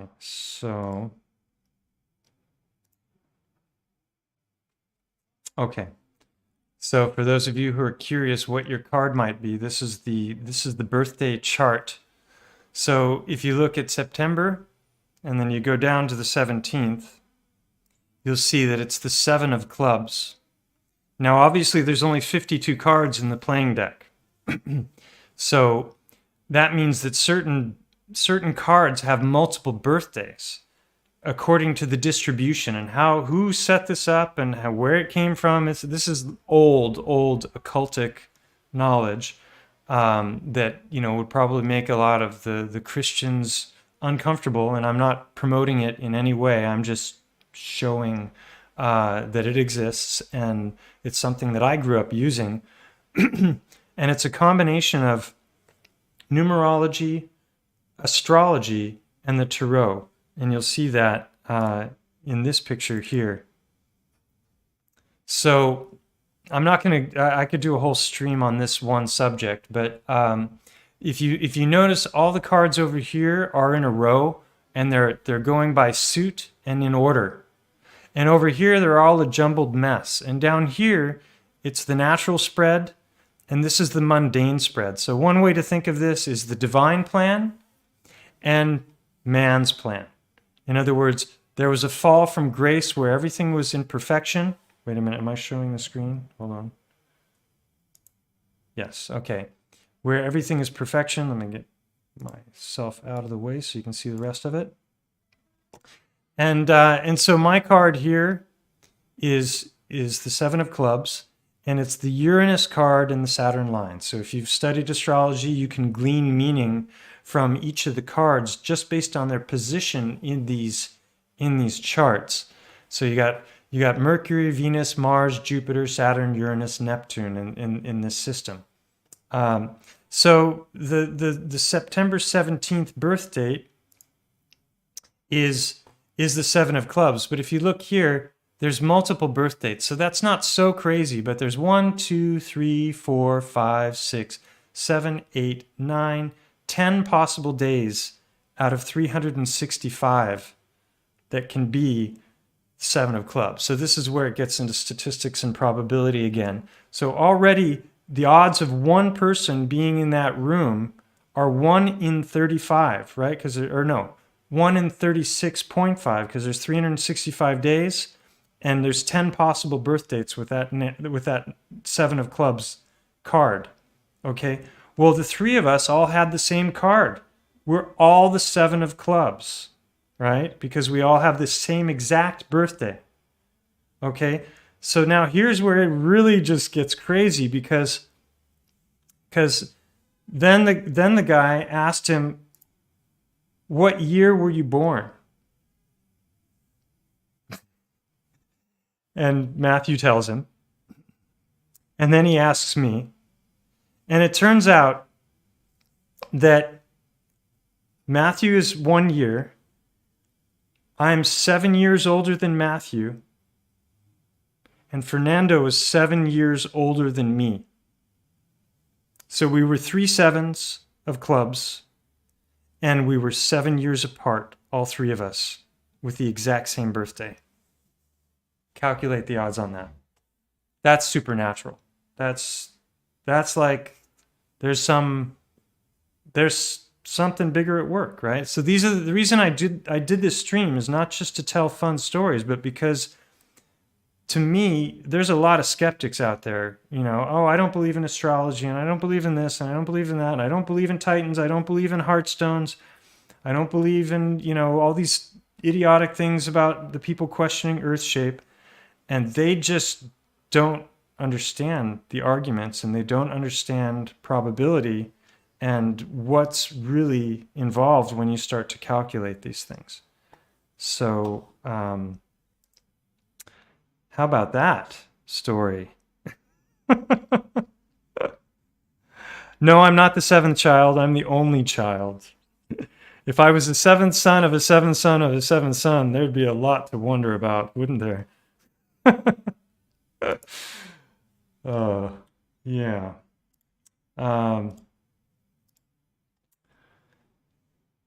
Wow. So, how long have I been going? I saved the biggest and the longest one for last. Let me just go through these others. If there's anything short, I can tell before this. No, that's it. I've gotten through my notes except for one last story. Yeah, and the funny thing is, like, when my YouTube channel address is actually Stellium777, and something happened, and I don't know why it's that, but it's 777 instead of 7. It's called Stellium7 on the channel name, but when you look at the address, it's actually Stellium777. So, yeah. Stay mature and sober-minded. Never know when a loved one may have an emergency and you may have to rush to a hospital. A few years ago, I knew a parent with altered mind had a child in a trauma unit. Right. Yeah. Well, and the Bible says that we should remain sober as well, for the people who are Christians and believe that the Bible is the Word of God. Definitely. All of these things carry risks anytime you alter your consciousness, and some people never come back from them. And that's the thing that I don't like about the whole ayahuasca tourism and go down to the rainforest and find yourself, and it's turned into a cash cow for a lot of people, and it's always presented in this positive light, and they don't really talk about all the dark stuff that's happening down there. And actually, Graham Hancock wrote 2 books called War God 1 and 2, and those were fiction with a whole lot of truth woven in. He wanted to experiment with fiction because he liked the freedom that it would give him to talk about certain things without coming under fire and scrutiny, and I can totally understand that. But basically, they're telling the dark history. I mean, people don't realize that, in the historical record, that the Aztecs were doing massive human sacrificial ceremonies, and they were apparently giving large doses of psychedelic mushrooms to the victims, so that they were in an absolute maximum state of terror prior to being marched up the ziggurat and having their hearts cut out live, still beating.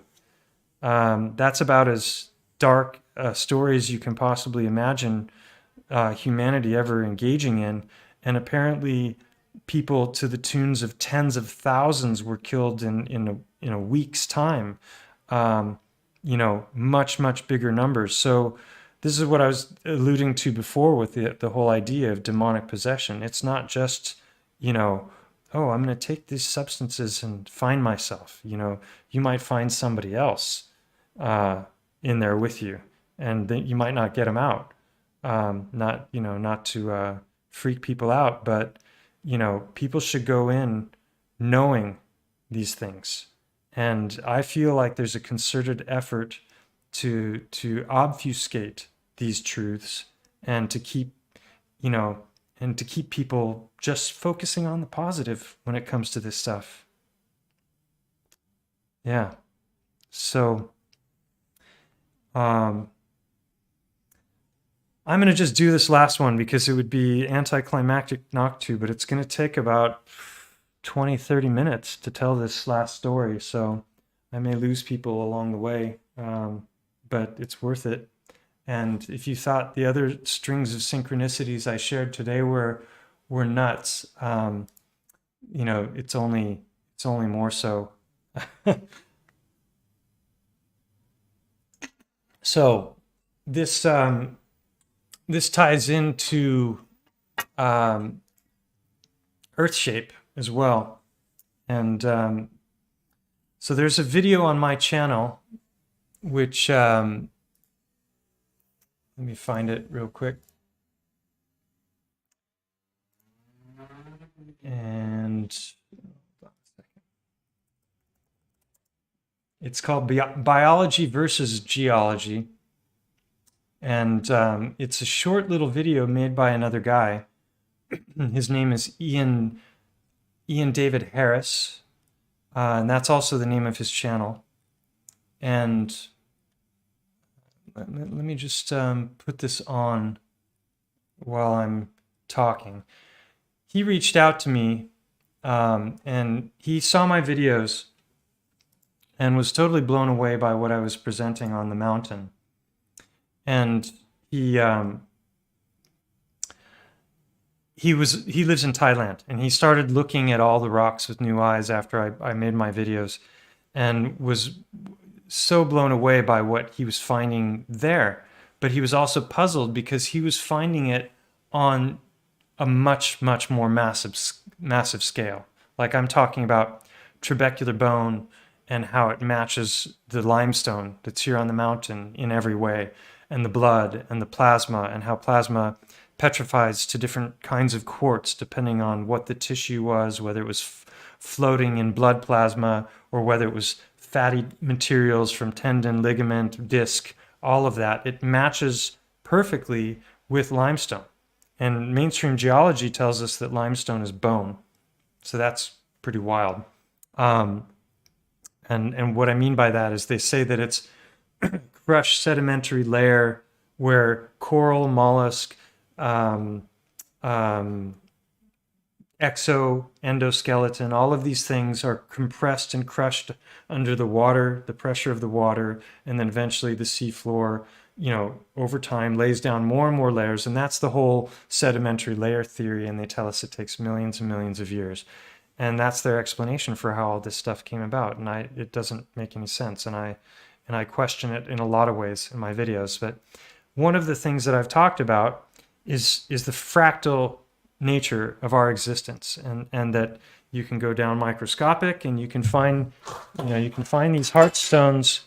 You can find them really tiny with all the detail, and then they go up, and then they go up. And it keeps going. I've got one over there that's 1.5 feet that I've shown a bunch of times in different streams. And I just dropped one. It's a nice tiny one. It's like millimeters, right? So, but with all, I'm going to do a live stream with the microscope also and show the small ones up close. Yeah, amber is petrified sap, right? So sap. Somebody asked a question about amber because Karen B was going off about it in a live stream. There's lots of different kinds of sap from lots of different kinds of trees, and amber is one of those, but it's just one, and it has a particular color, and it's transparent. But the video that I played at the beginning with the music and all of those pictures from Hangman, the second half of that video shows all of the different manifestations of sap and how that petrifies to quartz in the trees. And if you can't see it in those photographs and all the grain of the tree and all the different ways in which the sap is manifesting, I can't help you.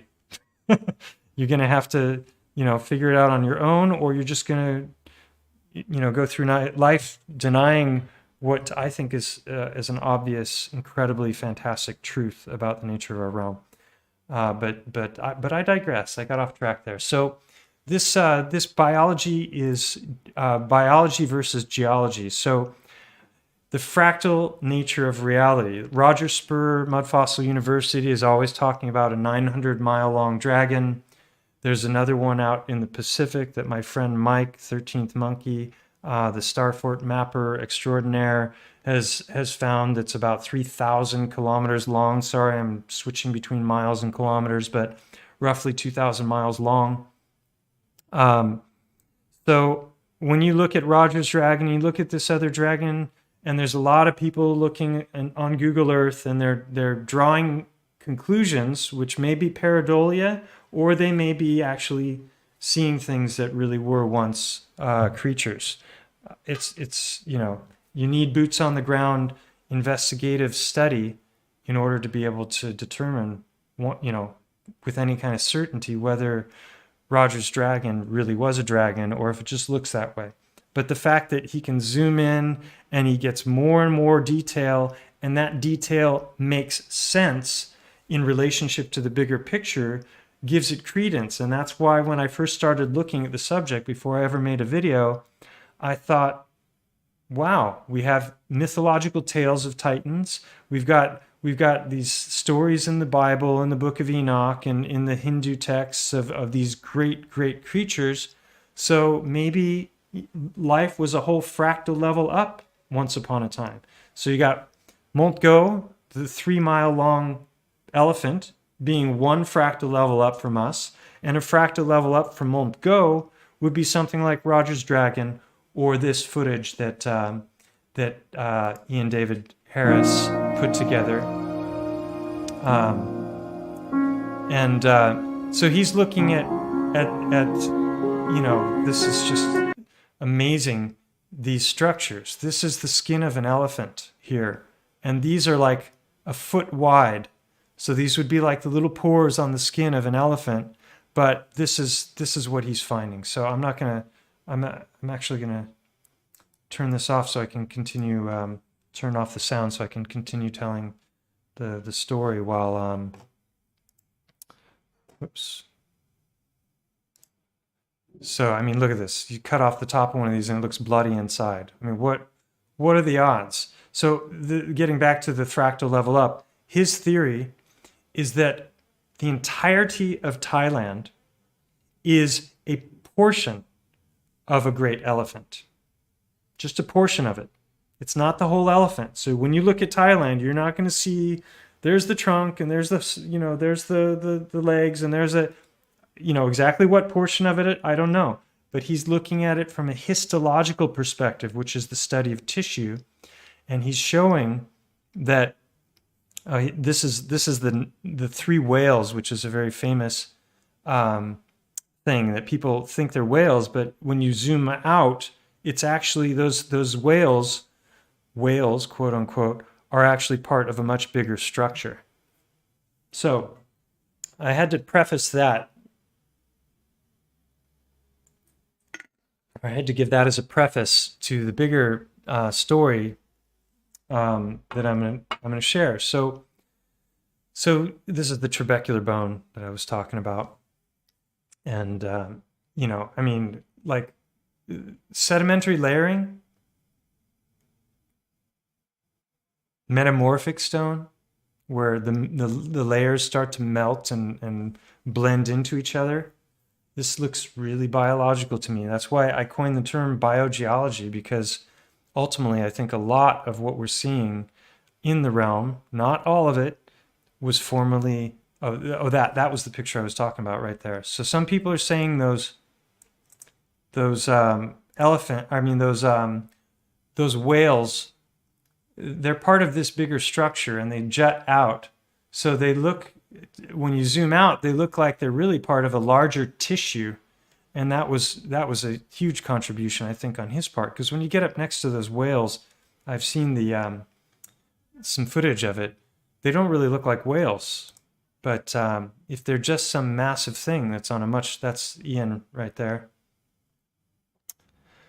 So yeah, this is, just related to my research. He's borrowed some of the photographs from my videos and is showing how many anatomical correlations or histological correlations there are. And it's just, in my opinion, far too many. So I think he's really looking at a bigger fractal creature that's exhibiting the same kinds of things I'm finding on a smaller level with Montgo.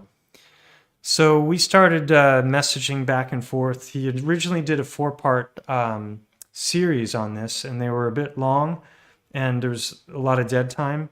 And so I suggested that he condense them, and so he made this 4-minute video that's just got all of the most interesting evidence. So we were exchanging messages, and we got on the topic of Earth shape, which is something I enjoy talking about because of, for a whole lot of reasons, but also because my buddy Alex, conspiracy music guru, is also known as the Flat Earth Man, and he's been bending my brain for a long time, but so he was talking about the flat Earth being an interesting concept. And there we go. That's the video I wanted to show. So now we're going to move on. And so he started sending me photographs on or different memes on the subject of concave Earth, which I hadn't even heard of at that point. He was the first one to introduce the idea to me that there are different other cosmologies. That's not a good representation of it. But basically the idea is that the Earth is really a globe, but we're on the inside of it, and that what we see as the stars is a celestial sphere that rotates, and then inside of that is a singularity that we could think of as God, and that's projecting outward. And it's an idea that I hadn't ever come across, that I found was compelling, or not compelling, but it was very interesting, and it made me want to know more. And he had studied the flat Earth stuff a great deal. And what I didn't know is that there was actually a book written by a guy named Cyrus Teed over almost 100 years ago on the subject of what he calls cellular cosmogony, and that the Earth is a concave sphere. So this is just another one of those theories. Is it flat? Is it a pizza? I lean towards toroids still, even after having gone through this subject matter. But there are some interesting phenomena that have to do with the concave Earth theory. And so he just started sending me tons of memes on this subject, and it was a new idea that I hadn't been exposed to, and I like to keep an open mind when I'm confronted with new ideas instead of just brushing things off as batshit crazy. And I had seen different hollow Earth ideas where the oceans are on the outside and they actually circle inward, and there's this whole cyclical thing that's happening, and who knows if that's true or not. But there's a lot of different ideas surrounding this that I think are interesting to look at, and the ancients seem to find it interesting as well. And it ties into electromagnetic phenomenon and things like our wait, hopefully I'm still on the right thing. Yeah, good, you're seeing it all. Yeah, so those are sundogs, which really hints to the idea that there might be a firmament. And there's all kinds of hints that are found. And he gets into eschatology, which is the study of catastrophism, and this whole idea that there's this periodic cyclic event that comes, and whether it's a pole shift or it's a comet that comes back, something that leads to some major cataclysm that we've got the myths of Medusa and Cthulhu that all tie into catastrophism and petrified organs and petrified titans and everything that all of my channel is all about. I think personally that we're probably inside something like this, but it could be hollow. The hollow earthers say that it's not flat, that you can actually make visual observations of it curving upward. The flat earthers hotly contest this. It's keep an open mind, but there's definitely a lot to look into when it comes to our history and our realm, and this idea that there is this destructive force that comes back every now and again, and does a reset, and are we on the verge of a reset coming soon? I hope not, but you never know. Maybe so. Jason Brashears seems pretty confident that the Phoenix event is going to happen again in 2040. He's identified this 138-year cyclic event that happens in our historical timelines that is not talked about, and it's a fascinating subject. So how does that tie into synchronicity? Boy, oh boy. Hold on to your hats, because I did, as I often do, save the best for last. So Cyrus Teed, Cellular cosmogony. This guy, Lord Stephen Christ, he seems to be trying, he believes that he is Christ. He's he is all-powerful, and he is God. There's a lot of really bizarre clips from him. He's definitely an intelligent person. He's a master with things like 3D renderings of graphics. So he's taken Cyrus Teed's ideas and he's actually brought them to life in 3D so that it can be visualized. And you know, this is Concave Earth in a nutshell. 51 minutes. He's got another video on his channel that is 6 hours long. That is far more detailed. He's got a lot of weird stuff on his channel, and he is a weird guy, you know. But he may be right. I'm not suggesting that this is the true nature of our realm. Like I said before, I think we might be in a toroid, because that seems to be the magic shape that everything takes. Our electromagnetic fields and our heart functions that way, and yeah, it's it. As my dad used to say about life, you know, it's beyond the beyond, and if you know, if you're just dismissing all this stuff without investigation, what do they say, that condemnation without investigation is proof of your indoctrination.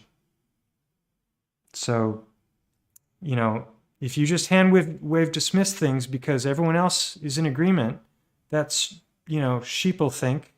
That's going with whatever the consensus is. And consensus reality is not necessarily reality. And that's especially true when it comes to things like mainstream narratives about everything.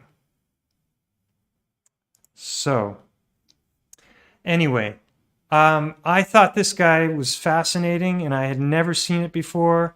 I've been watching Globebusters for several years. Alex introduced me to them.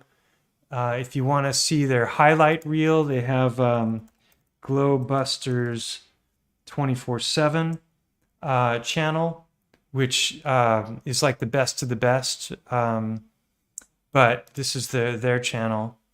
And I got to meet Bob Nodell and a whole bunch of the other Globebusters in Denver when I went there with Alex back in 2018. It was an amazing experience.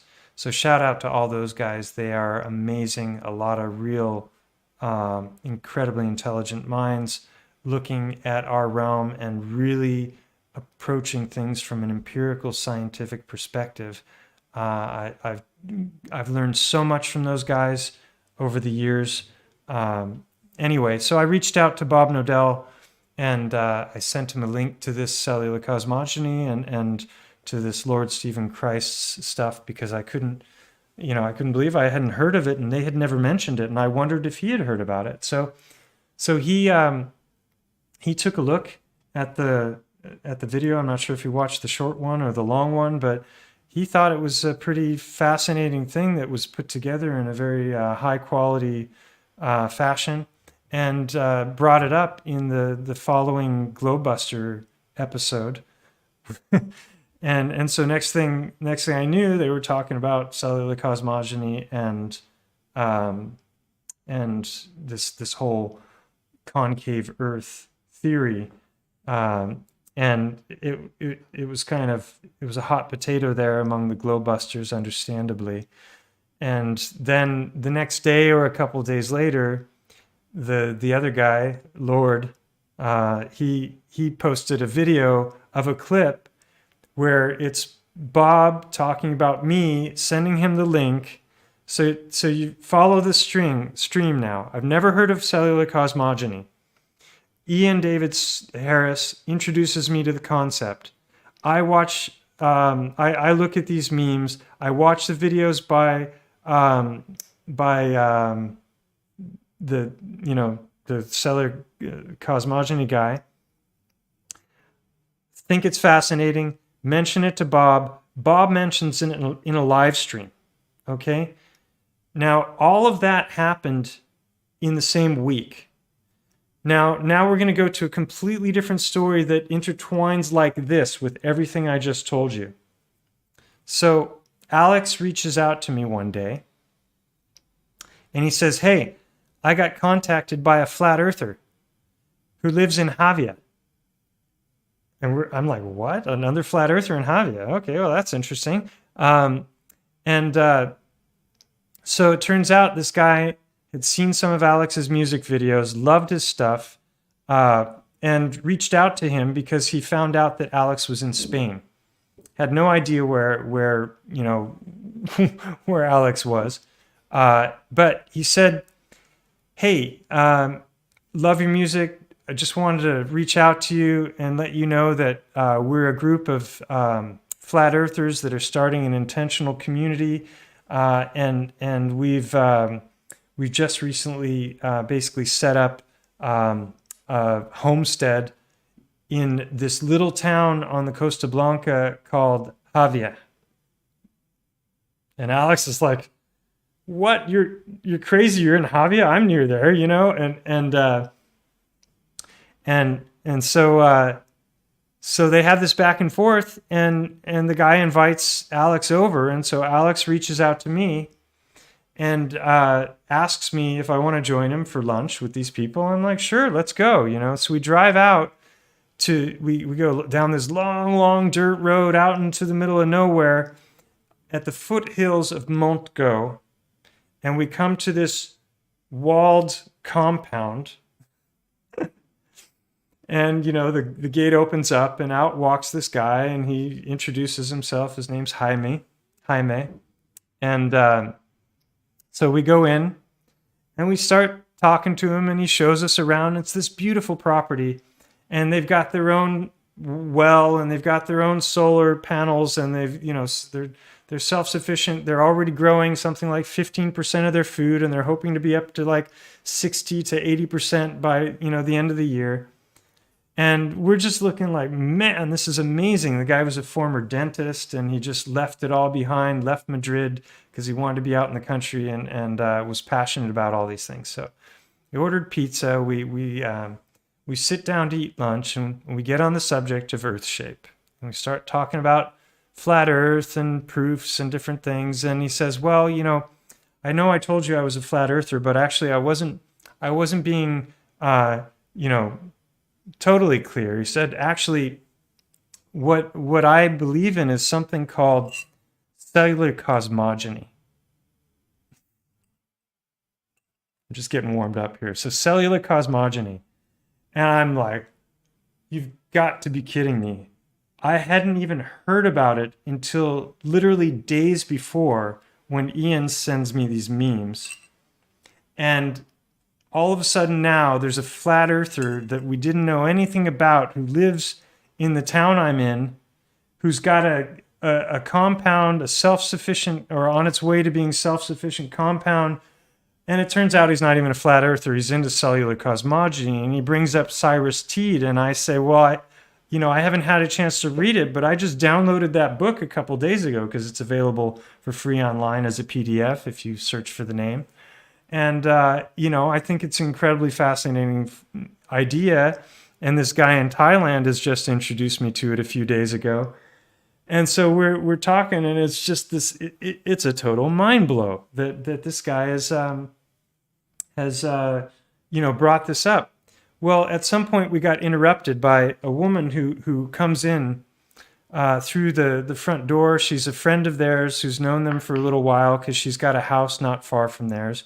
She comes there with her dogs. Her dogs play with their dogs, and she's a real nice elderly lady, and I can't remember her name. I think it's Hilde or Tilde or something like that. I have it in a message somewhere. But anyway, he starts talking to her, and we're on the subject of Earth shape, and he points at the mountain as we go outside, and he's talking about the research that I've been doing on the mountain, and she finds it all fascinating. It's very interesting, yada yada yada. So that was basically it. We had this kind of great initial connection, and then life gets in the way, and we got caught up with things, and a whole bunch of time went by, and neither I nor Alex. I had some exchanges with him through Telegram, but neither Alex or I reached out to him again, and he didn't reach out to us, and so this time went by, and so fast forward to this. All of this happened 18 months ago. Everything that I've just told you was 18 months ago. So now we come forward in time to about a month ago. Alex and I are sitting on his veranda, and he's pushing me and telling me that I should really invest because I've been renting for years and years. I don't own a house. I don't even have a pension. I've moved around so much. I've still got about 50 grand in school debt. That's where I'm at. I've focused a little too much on all this fun information and not enough on making money or getting books out and that sort of thing. So if anyone thinks I'm getting rich from this, no. But I've managed to save a bit of money, but it's not enough to just like plop down money on a house. And I haven't wanted to have a mortgage to have to pay for the next 30 years. So I'd really like to just like someday buy something outright that I could live in and not have to worry about, paying banks interest. But, money is losing its value by the day, and the elite are stealing us blind, and, inflation and taxes going up and all this stuff. So, Alex is just pushing me, and I'm like, I'm not at a place right now in my life where I can really do this. And it's, I wouldn't even know what I'd want anyway. And it would have to be something where I could have my clinic and my home all in the same place, and it was self-sufficient. And I'm like, the only thing I've ever even seen that I would even want was the place that Jaime had, right? And so first I had the thought, and then I spoke the thought out loud. And then I looked down at my phone, and I noticed I've got a message. And I'm like, oh, okay. And just to check, make sure it wasn't something important, because I'd been there at his house for a while already. And so I open it up, and it's a message from my daughter. Now, there's another house that I had looked at with my partner, and she and I had considered, wondered how much it was, because it was over by not far from where we live now, and it was in this cool place that we really like. And we've thought about writing down the number a few times. And so I opened up the message from my daughter, and she sent me a picture at the exact moment that Alex is pushing me to buy a property. She sends me a picture of the front of this house that is over by this mountain, or this little hill. And I'm like, oh wow, that's so weird that she sent that right when we're talking about this exact subject, And so I was like, oh, that's cool. I'll check it out later. And I've been meaning to call them.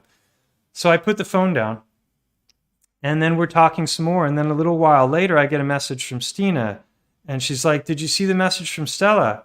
And I was like, yeah, why? And she's like, you don't think that's interesting? And I was like, well, yeah, but it's, and so I explained to her that, it's not exactly what we're looking for, that house. And she says, no. It's not that house. It's the house of your friend, the flat earther. And I'm like, wait a minute. My daughter's out for a walk with the dog out in the countryside with my partner. They're walking by Jaime's house at the exact same moment that his house was in my mind, and Alex is pressuring me to buy a place, and I have the thought that the only place I've ever seen that I would even want was this house that Jaime has. And it's got a for sale sign on it. And my daughter has just sent me a photograph of the front of his property. Calculate the odds on that. All right. All the houses in this town and other towns, and she's at the same moment sends me a picture. So then I'm like, this is crazy. I didn't even know Jaime was selling his place or that he's leaving, and wow, maybe it is something for me. And I didn't know I was in the market for a house, but maybe I am, because I listen to these taps on the shoulder and I'm like, well, clearly the universe or God is suggesting that I look into something that literally a day before was not on the table as a possibility for me. And I start thinking about family and like, oh, could I borrow some money from, somebody and maybe find a way to get into it? And even if I had a mortgage, because it was definitely out of my price range, maybe since I don't have rent on an office and I don't have rent on a home, and, and it's self-sufficient and it's got solar, I start churning all of these ideas. So I'm like, well, I've got Jaime on Telegram, so I sent him a message. Well, it turns out Jaime has already left Javia, and he's gone to some other larger community in another part of Spain that's far away from here. But he responds pretty quickly, and we start going back and forth, and he sends me a bunch of pictures. And it turns out it's got this little extra house that is absolutely gorgeous. And that house could double perfectly as a clinic. And I'm just like, this is just nuts. Like thing after thing after thing is lining up. And then I find out the price and I'm like, it's not lining up. This is way out of my, it's like double what I was even remotely considering. And so then he sends me a bunch of pictures and I start asking him a bunch of questions, and I'm just like, my brain is about to explode over all of these synchronicities. These are not coincidences. These are things that are lining up one after the other. And then, it gets to the point where I start thinking about, I'm going to contact my mom, I'm going to contact my stepfather. And so as I'm texting Jaime, who's in, I think he's in Galicia, he writes back to me, he says, oh, that's weird. I said, what's weird? He says, you remember that woman with the dogs who came in to the house when you were there visiting us? And I was like, yeah, I remember her. And the reason I really remembered her is because about 6 months ago, I was out for a walk with our dog and we ran into her, and I remembered her and she remembered me, and we had a nice conversation. So she was relatively fresh in my memory. And he said, well, it's really bizarre because she just walked in Galicia or wherever. She just walked in, and the first thing she started talking about was that guy in Javia who had done the research on the elephant titan and talking about Earth shape.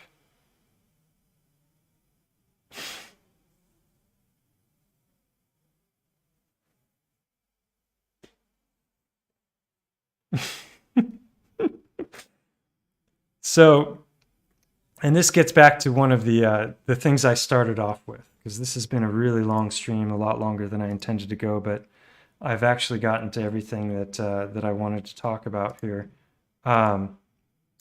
This idea of a preponderance of evidence and cherry picking and all these things that are used to just kind of brush things aside. But when things like this line up like this,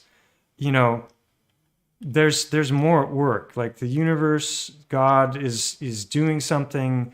Reality is mutable. Maybe it's changing as we observe it. Maybe it's a matrix. Maybe it's a simulation. I don't know. But when these kinds of things happen, I listen to it. But, and this is the big but, it's not always easy to understand what the meaning of these things are. Because I asked Jaime, can we see the house? And he said, yeah, there's actually a younger couple that's there staying, just watching the place, you know, so it doesn't get burgled, and taking care of things so they don't get damaged. And you can probably go there tomorrow. So we literally, like, the next day went out to this place. Now, or I think it might have been 2 days later, but just a couple days before, it had bucketed down. There had been a lot of rain. And we start to drive out there, and it's like, oh, it's further out there than I remembered. And, oh, this dirt road is narrower than I remembered. And, oh, there's all these deep potholes in the dirt road. And I'm just imagining, like, my elderly patients that have a hard enough time getting to me here, like trying to navigate these roads, and how that could be pretty difficult. But also, because it had rained, these potholes were filled with these puddles that, you know, we were worried about our car getting through, and not to mention somebody else with a smaller, lower car. It could have gone really bad. People could have gotten stuck, blocked the road, gotten in, but not been able to get out. There were all kinds of things that were wrong with the location that I hadn't considered before.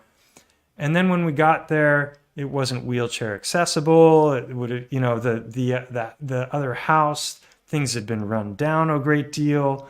It was next to this ruin that was actually attached to the site. There were a whole bunch of things that were wrong with it, and it became pretty obvious pretty soon that it wasn't the right place for us. Now, that might strike you as really, really odd. After all of that long string of synchronicities, it sure struck me as odd, but I knew after the fact, after seeing it, that is not the right place for me, you know, at this time. And so I don't know, maybe it was something, an idea that I was holding on to, a dream that I had that ultimately maybe I don't want, or I don't want at this time. And, you know, all of these things were lined up to help me to better realize that. I don't know. Maybe I'm wrong about that. I don't know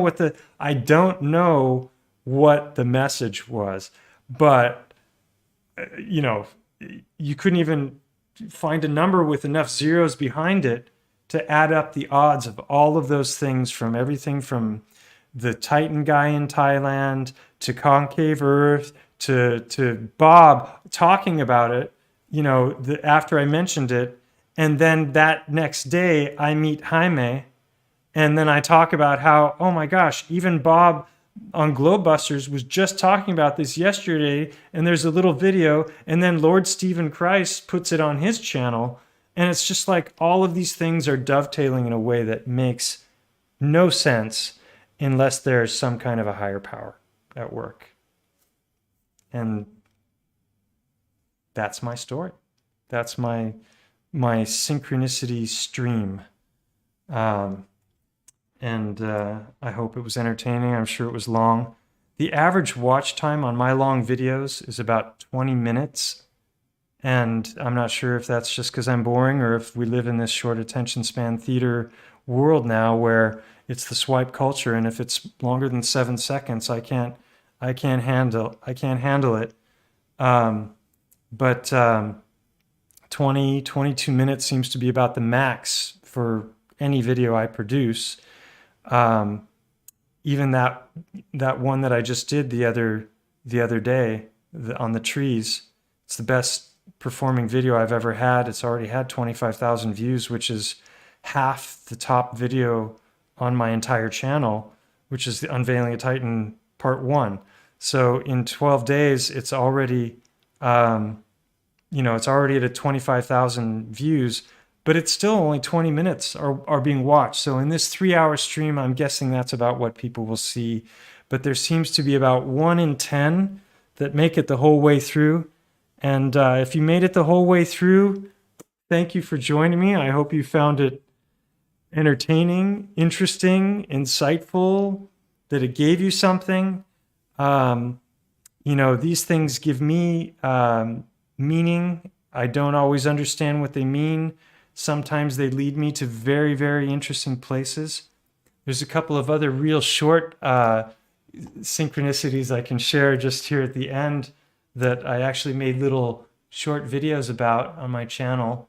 One of them is, let's see, I think I would keep that tab open since I use it so often.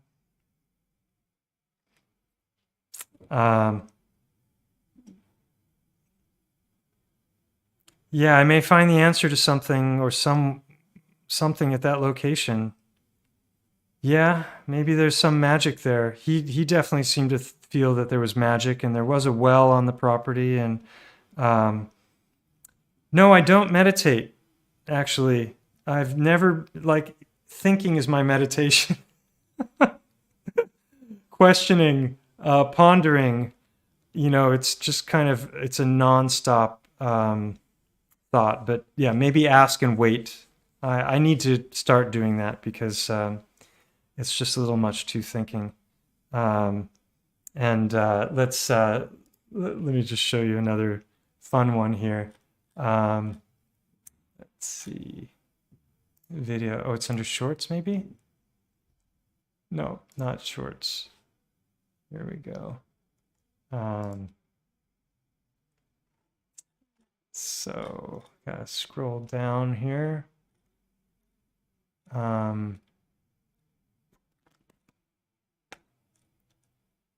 Here it is. This is a fun one. So if you know my channel, it's all about hearts and petrification, right? And the mountain, obviously. And so this is it. So here I am up on the mountains. Another wonderful moment of synchronicity. Sorry if I'm bad. You can see over there, beautiful elephant. And check this out. This is really cool. So we're walking here in the fields, beautiful spot, and saw this, and I just thought, wow, how amazing. This is a heart, and you can see it's half fleshy and half stone. I mean, what are the odds? What are the odds of that? Heart on its way to being a stone heart. It's petrifying. Crazy. It's a vineyard. It's a little tiny vineyard, and it's called Viña del Bosque, which is I think it's vine of the forest. And they were doing what do they call that? You know, healthy farming. What is it? I can't remember the word. Anyway, biodynamic or something. Somebody in the chat knows what I'm talking about. Yeah, and so then the other one I wanted to share is, it was another synchronicity. It's probably easier for me to just find the video because I can't remember what video I put it in. But let's see.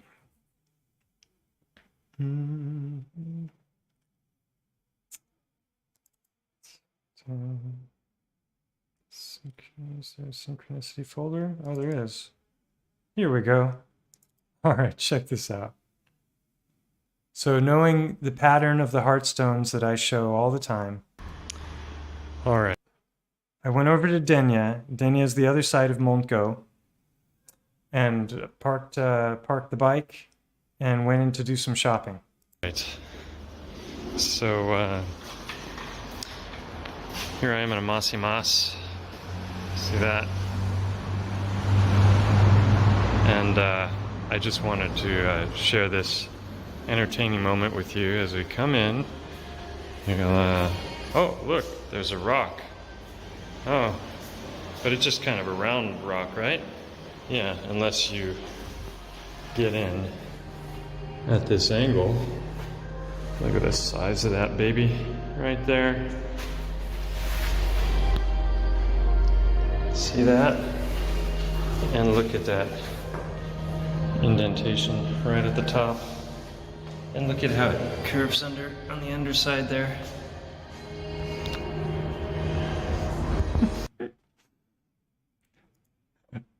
There you have it. And then the final one here is, this is not a video, but just a picture that one of my friends, she used to live here in Javia. Oh no, I have two. I finished. So she posted this on her Instagram. Not all those who wander are lost, and look at the stone. What are the odds? What are the odds? And then I got to tell this this is one last little amazing synchronicity here.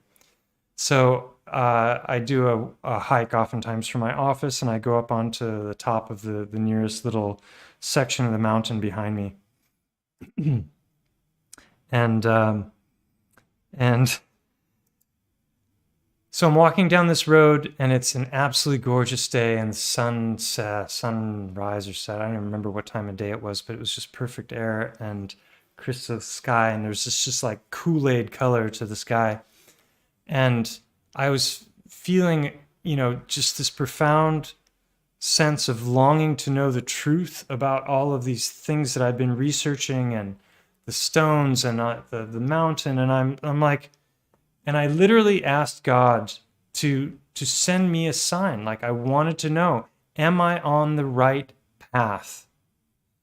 And I walked another 10 steps, and right at this patch right here, it's like an oil slick. I looked down, and that rock is there. And then I turn it around to the back side. It's got a sulcus line right where it should be.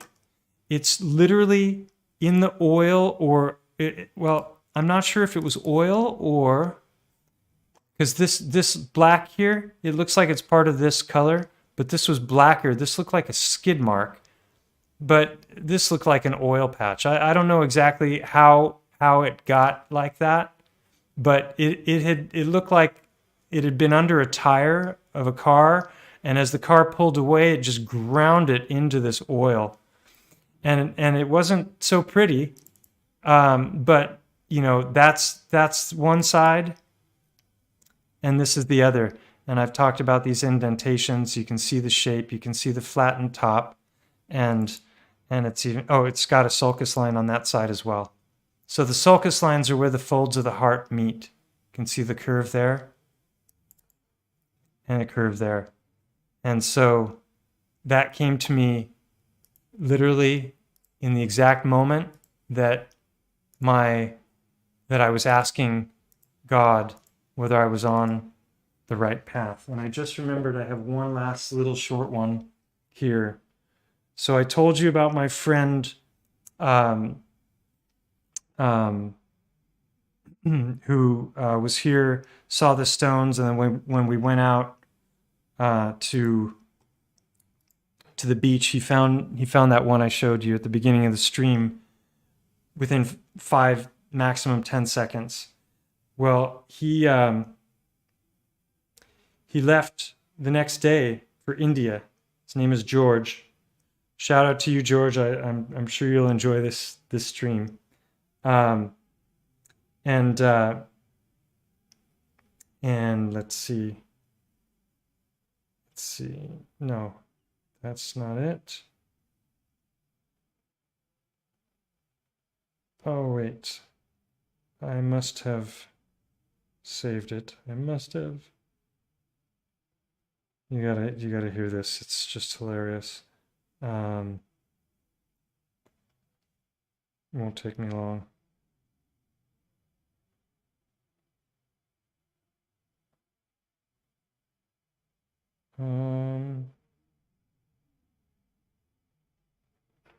Oh, here we go.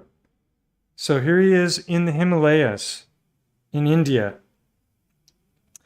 And he's been seeing these things now. And he sends me this message on Instagram. These stones stood up to me, obviously. You can see how it looks. And all of the others around, man.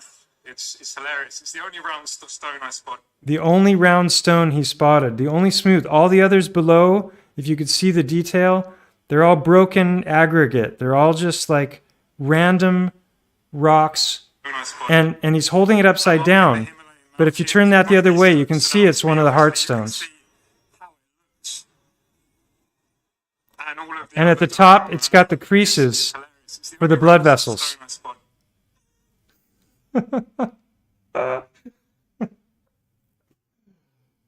So, you know, but it's all probably just, you know, it's just coincidence, right? Everything I said tonight, it's all just coincidence. When a coincidence is no longer a coincidence, it's a synchronicity. Carl Jung. Yep, to everything. I also have a white heartstone with an aorta wrapping around, which I thought someone had dribbled concrete around. Synchronicities. Yep, been absorbed into each earth shape. Thank you. That was heaven's peace. I got goosebumps again. I'd say that God's showing you for sure, Mike. You're amazing. There's no question. Thank you very much. It's not me, really. I'm just, you know, trying to follow the Creator and keep being led to stuff that is just fantastic. Keep what you're doing. The restaurant. I'm not sure what that is, what you're asking. Oh, I see. The restaurant name was Solar Winds. You can see him right here. Andrew Hall, Cracks in Theory. Derp, I promise I'll watch that. I may watch it tonight when I'm done. First, I'm going to the bathroom now.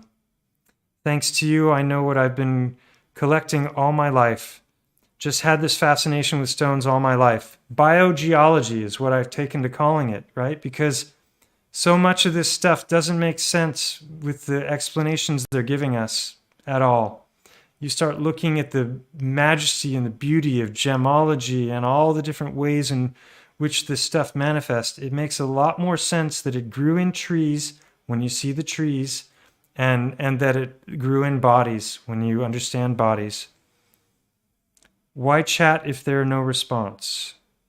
Well, I've had a lot to share. Now I'm chatting. I've got nothing else to share. So if you've got a question, this is the time for it. This stream is like being in church. Well, you know, I get a lot of people who ask me what my beliefs are. I'm not a Christian. I believe in God.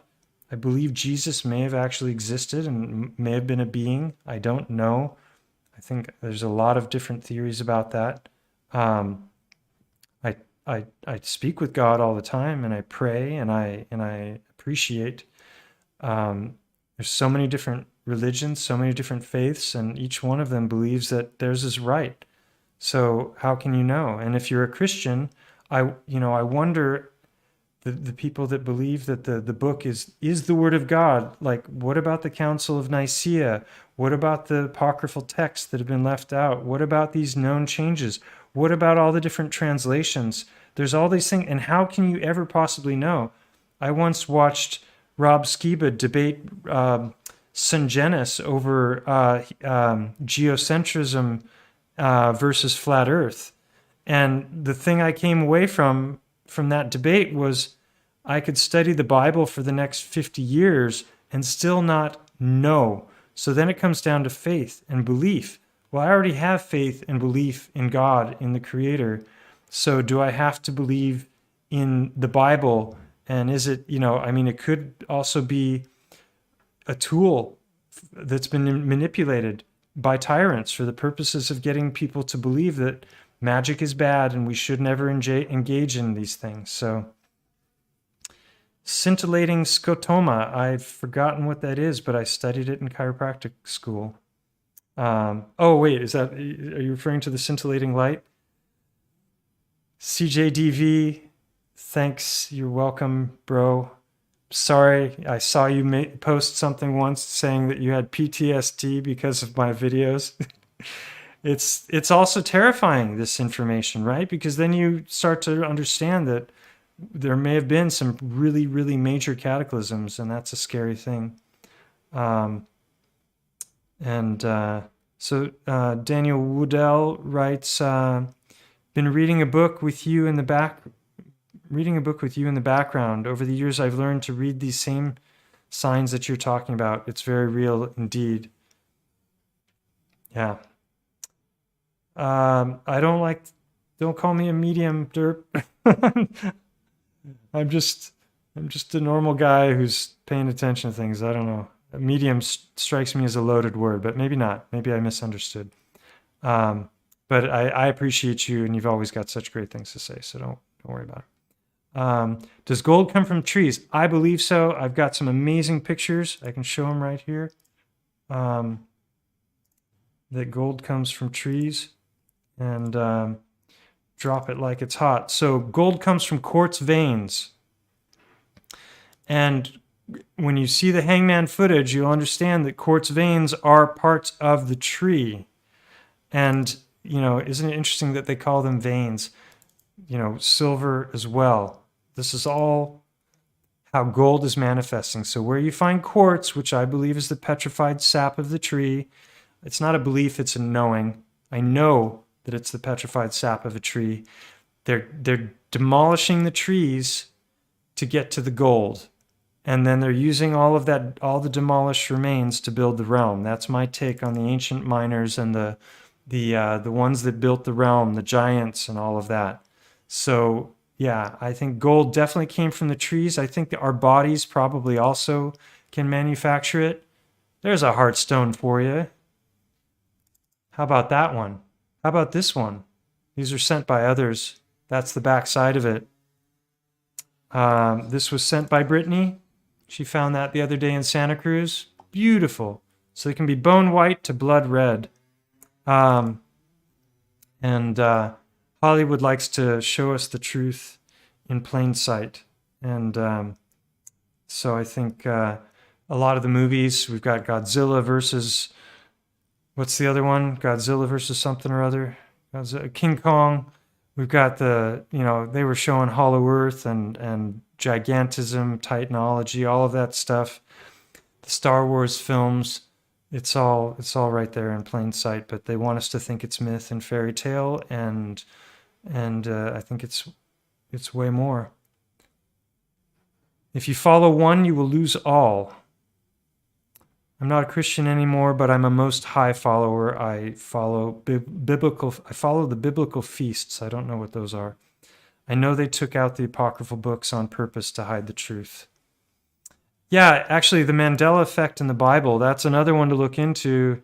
The Bible is changing, which is really weird. It kind of feeds into all the people who are thinking about simulation theory. My theory is that it's a simulation, but it's based on the mind of God. And then you have a matrix overlay, which may be Luciferian or satanic, which we call the matrix. That's my take, is that that there's an empirical, real, physical created realm, and then there's an imaginary overlay that's been given to us by the controllers to mislead us and get us believing everything wrong that we can possibly believe in. Someone has 4 heartstones on their coffee table. It's a good place for them. And yeah, if you gain joy from something and express it, the universe will bend over backward to give you more of that thing. If you enjoy rabbit hole diving, the universe will make it as deep as it can. That's kind of like Jason Brashear's idea about the reality tunnels and synchronicities being a big distraction. But if they're a big distraction, a distraction from what? These distractions have led me to a greater connection with the Creator, a firmer belief in God. So if that's how it's distracting me, isn't that a good thing? Or unless it's all, a do what thou wilt universe, in which case then I'm God and I just don't know it and I've got to remember. But that's kind of the narrative anyway. Like, what is a soul if it's not a drop of the Creator's essence? So we're all a part of God, and by extension, we are God. But don't go thinking you're God, because that can get you into trouble. Love your work, man. I'm from Denmark. My mother is from Sweden. Do you know why there is a saying, there's something rotten in the state of Denmark? Yeah, those Danish, they're suspicious. One of my best friends, Victor, he's a real character. Watch out for the Danish. And their Danishes as well. Do you have 20 minutes to join with physics professor Solar Tony at 2 p.m.? He's got interesting guests, and he'd invite you to present or just lurk. I don't know anything about him. I'll look into him first. I'm not interested in antagonistic debates or going on with people who've already made up their mind about things and are not open-minded. But yeah, I could consider that. We have gold and silver in us too. Yeah, they say that there are trace amounts of the trace elements. I think it's part of the bloodstream. It's part of the nervous system. You know, we manufacture elements. Thanks for answering my questions about gold. You're welcome.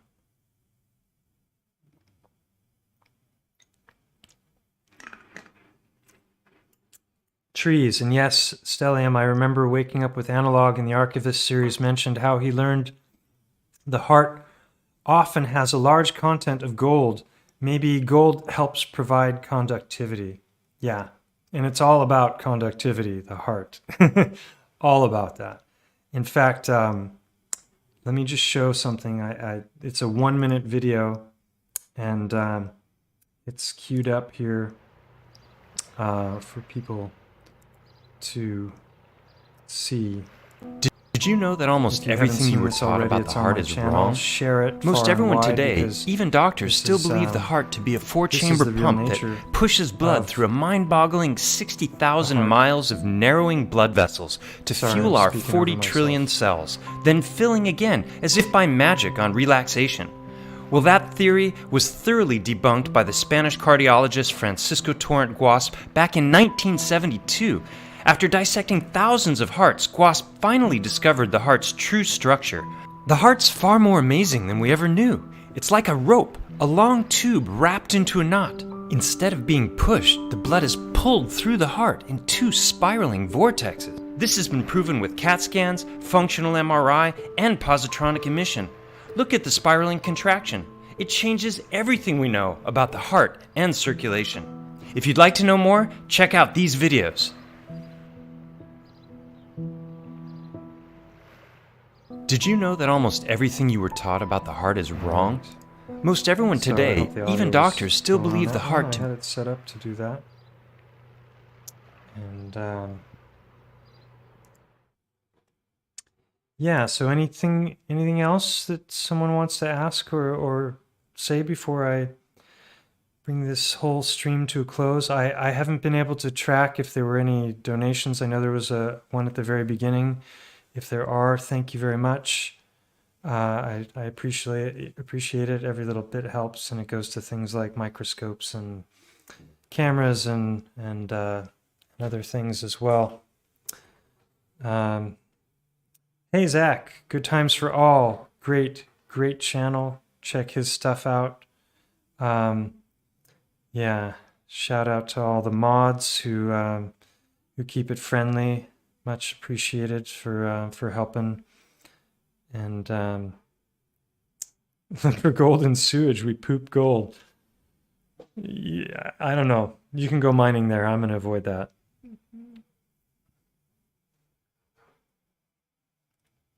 Uh-oh, I shared edgy views. Was it controversial? Sorry. After 7 years of chasing Alice, I found Mike.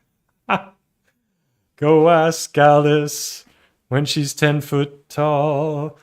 Yeah, if you go chasing rabbits and you know you're going to fall, Telemahuka Telemahuka smoking caterpillar has given you the call. Yeah, someone once told me my videos were more powerful than psychedelics because they don't wear off. transition metals is a theory. 1 or 3 ideas. Yeah, transition metals. I don't know enough about it all to really have an opinion on that, but I do know that mainstream science doesn't really incorporate the fact that biology can transmute elements. We're told that happens in the heart of stars or in nuclear furnaces, but it's just a fact that trees create elements and chickens create elements. I've said this in many live streams now, that a chicken's eggshell contains more calcium than a chicken consumes each day, and they produce one every day. So it's just a fact that chickens are making calcium. So if chickens can make calcium by, merging other elements together, then cold fusion is a reality, and, that things can be fused without the need of incredible power. And it seems like the best power in the universe is implosion technology. That's how our hearts function, rather than explosion technology, which is toxic and destroys things. So it makes sense that cold fusion, would work for a combining of elements because it's most efficient and it doesn't lead to destruction. So was the audio good this time around? I hope, through the whole thing. I've really worked hard on that for hours today and practicing live streams on private videos to try and make it as good as possible. Have I seen any remains of Titans in the state of Florida? I don't do a lot of Titan looking on Google Earth. There's so many people doing that. I keep waiting for people that are doing Google Earth Titan looking. Oh, thank you for the donations. I keep waiting for those people to go to those places. Like there's a famous picture of what looks like a Titan lying down, and there's even 2 caves that look like eye sockets. Where are the videos of people getting up right next to that and getting in those eye sockets? Nothing. You got Roger, every other video talking about his gigantic dragon. You got Tyson, he's doing boots on the ground stuff, but I don't like his approach. I don't care for his attitude. And I prefer to listen to his videos with the sound off because he's got amazing footage. So kudos for that, and I'm appreciative, but that's about the extent of my appreciation. Yeah, so where I'm literally to date, if Titans are a thing and Titanology is a thing, where's the other evidence? I don't get it. Well, the other evidence is Hangman with the trees, and that is undeniable, in my opinion. Self-evident. So if you have megaflora, then megafauna isn't such a stretch, is it? And they tell us that it was in the mainstream model, but they tell us about dinosaurs and all these things, and they tell us the dragons were a myth. But when you look into dinosaurs, that's pretty fishy. 777, yeah, power number. It's also interesting that that's like the slot machines, That's the luckiest number. So I think it also ties into Jesus somehow as well, if I remember correctly. So no, I haven't seen any remains of Titans in the state of Florida, but I haven't looked. So, but there's a lot of channels out there. I think Niven is one that looks at stuff from more of a macro level, and I stay away from pareidolia as much as possible.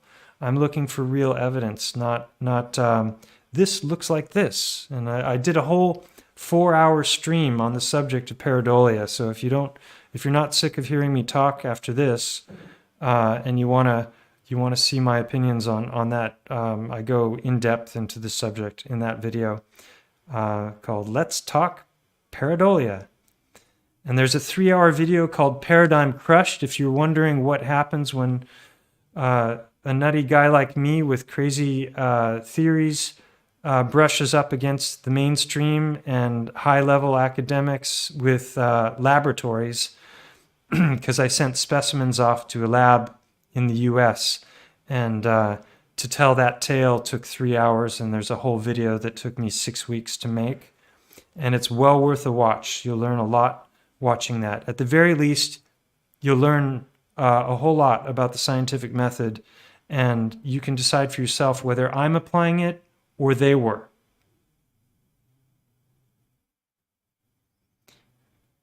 Until anemia was suggested in the 1920s, iron was not in food. Yeah, they're ironating us. Wonder why. Maybe they're trying to petrify us. I think we've been cheated in school. Everything about physics, mathematics, and biology. Yeah, you and me both. The number of things that I've discovered in the last 5 years that I learned in school that were completely wrong, and I have 10 years of college education, is, you know, incredibly long list. Circumstances can lead to various metal. Audio is great. Thank goodness for that. Faith and believe. Heading over to Martin Liedtke. Shout out to Martin with Flat Earth British. He does great live streams as well. If you're open to cosmology and looking at things from other perspectives, he's a good place to start. And he's got just an incredibly large collection of photographs from ancient texts and archives. And yeah, definite shout out to him. So thank you, Dwayne Johnson, for your donation. Thank you, Robson. Oh, thank you to Patreons as well. I have 4 or 5 Patreons that I didn't even know about until this week. I set up a Patreon account and I forgot to look at it. And I just checked it the other day and found out that I had a few people that have been supporting. So I haven't said any thanks to them, but thank you all. I'm not going to mention you by name. And then there was a third person who donated whose chat just went away. Or yeah, so sorry if I didn't mention your name. Great. Well, The Rock donated. The Rock? Oh, Align the Light. Love your work. Great stream. Thank you very much. Dwayne Juanson, The Rock. Yeah. Well, I think I'm gonna call it a game. Thanks one and all for being here, however long you were. Hej, jag bor i Jämtland i Sverige. Det här är en intressant kanal och människa att följa. Tack så mycket. Jag har några stycken som följer som är från Sverige och en av dem var helt chockad när jag började prata svenska, fast jag gör det med ett accent som är helt amerikansk och jag brukar aldrig prata svenska eftersom min familj tycker att jag låter jättekonstig när jag pratar svenska. Så jag brukar inte göra det. Så, men för 2 veckor sedan, förra veckan, hade jag 2 patienter i rad som var från Norge, som var nya. Så helt plötsligt, efter mycket tid utan att prata svenska, pratade jag svenska för 2 timmar i rad. Jag var helt slut i hjärnan efteråt. Men du får säga hur det låter. Hoppas att det låter bra fortfarande. Men jag har inte bott där i 11 år. Och jag pratar aldrig svenska med min familj. Så jag gör det bästa jag kan.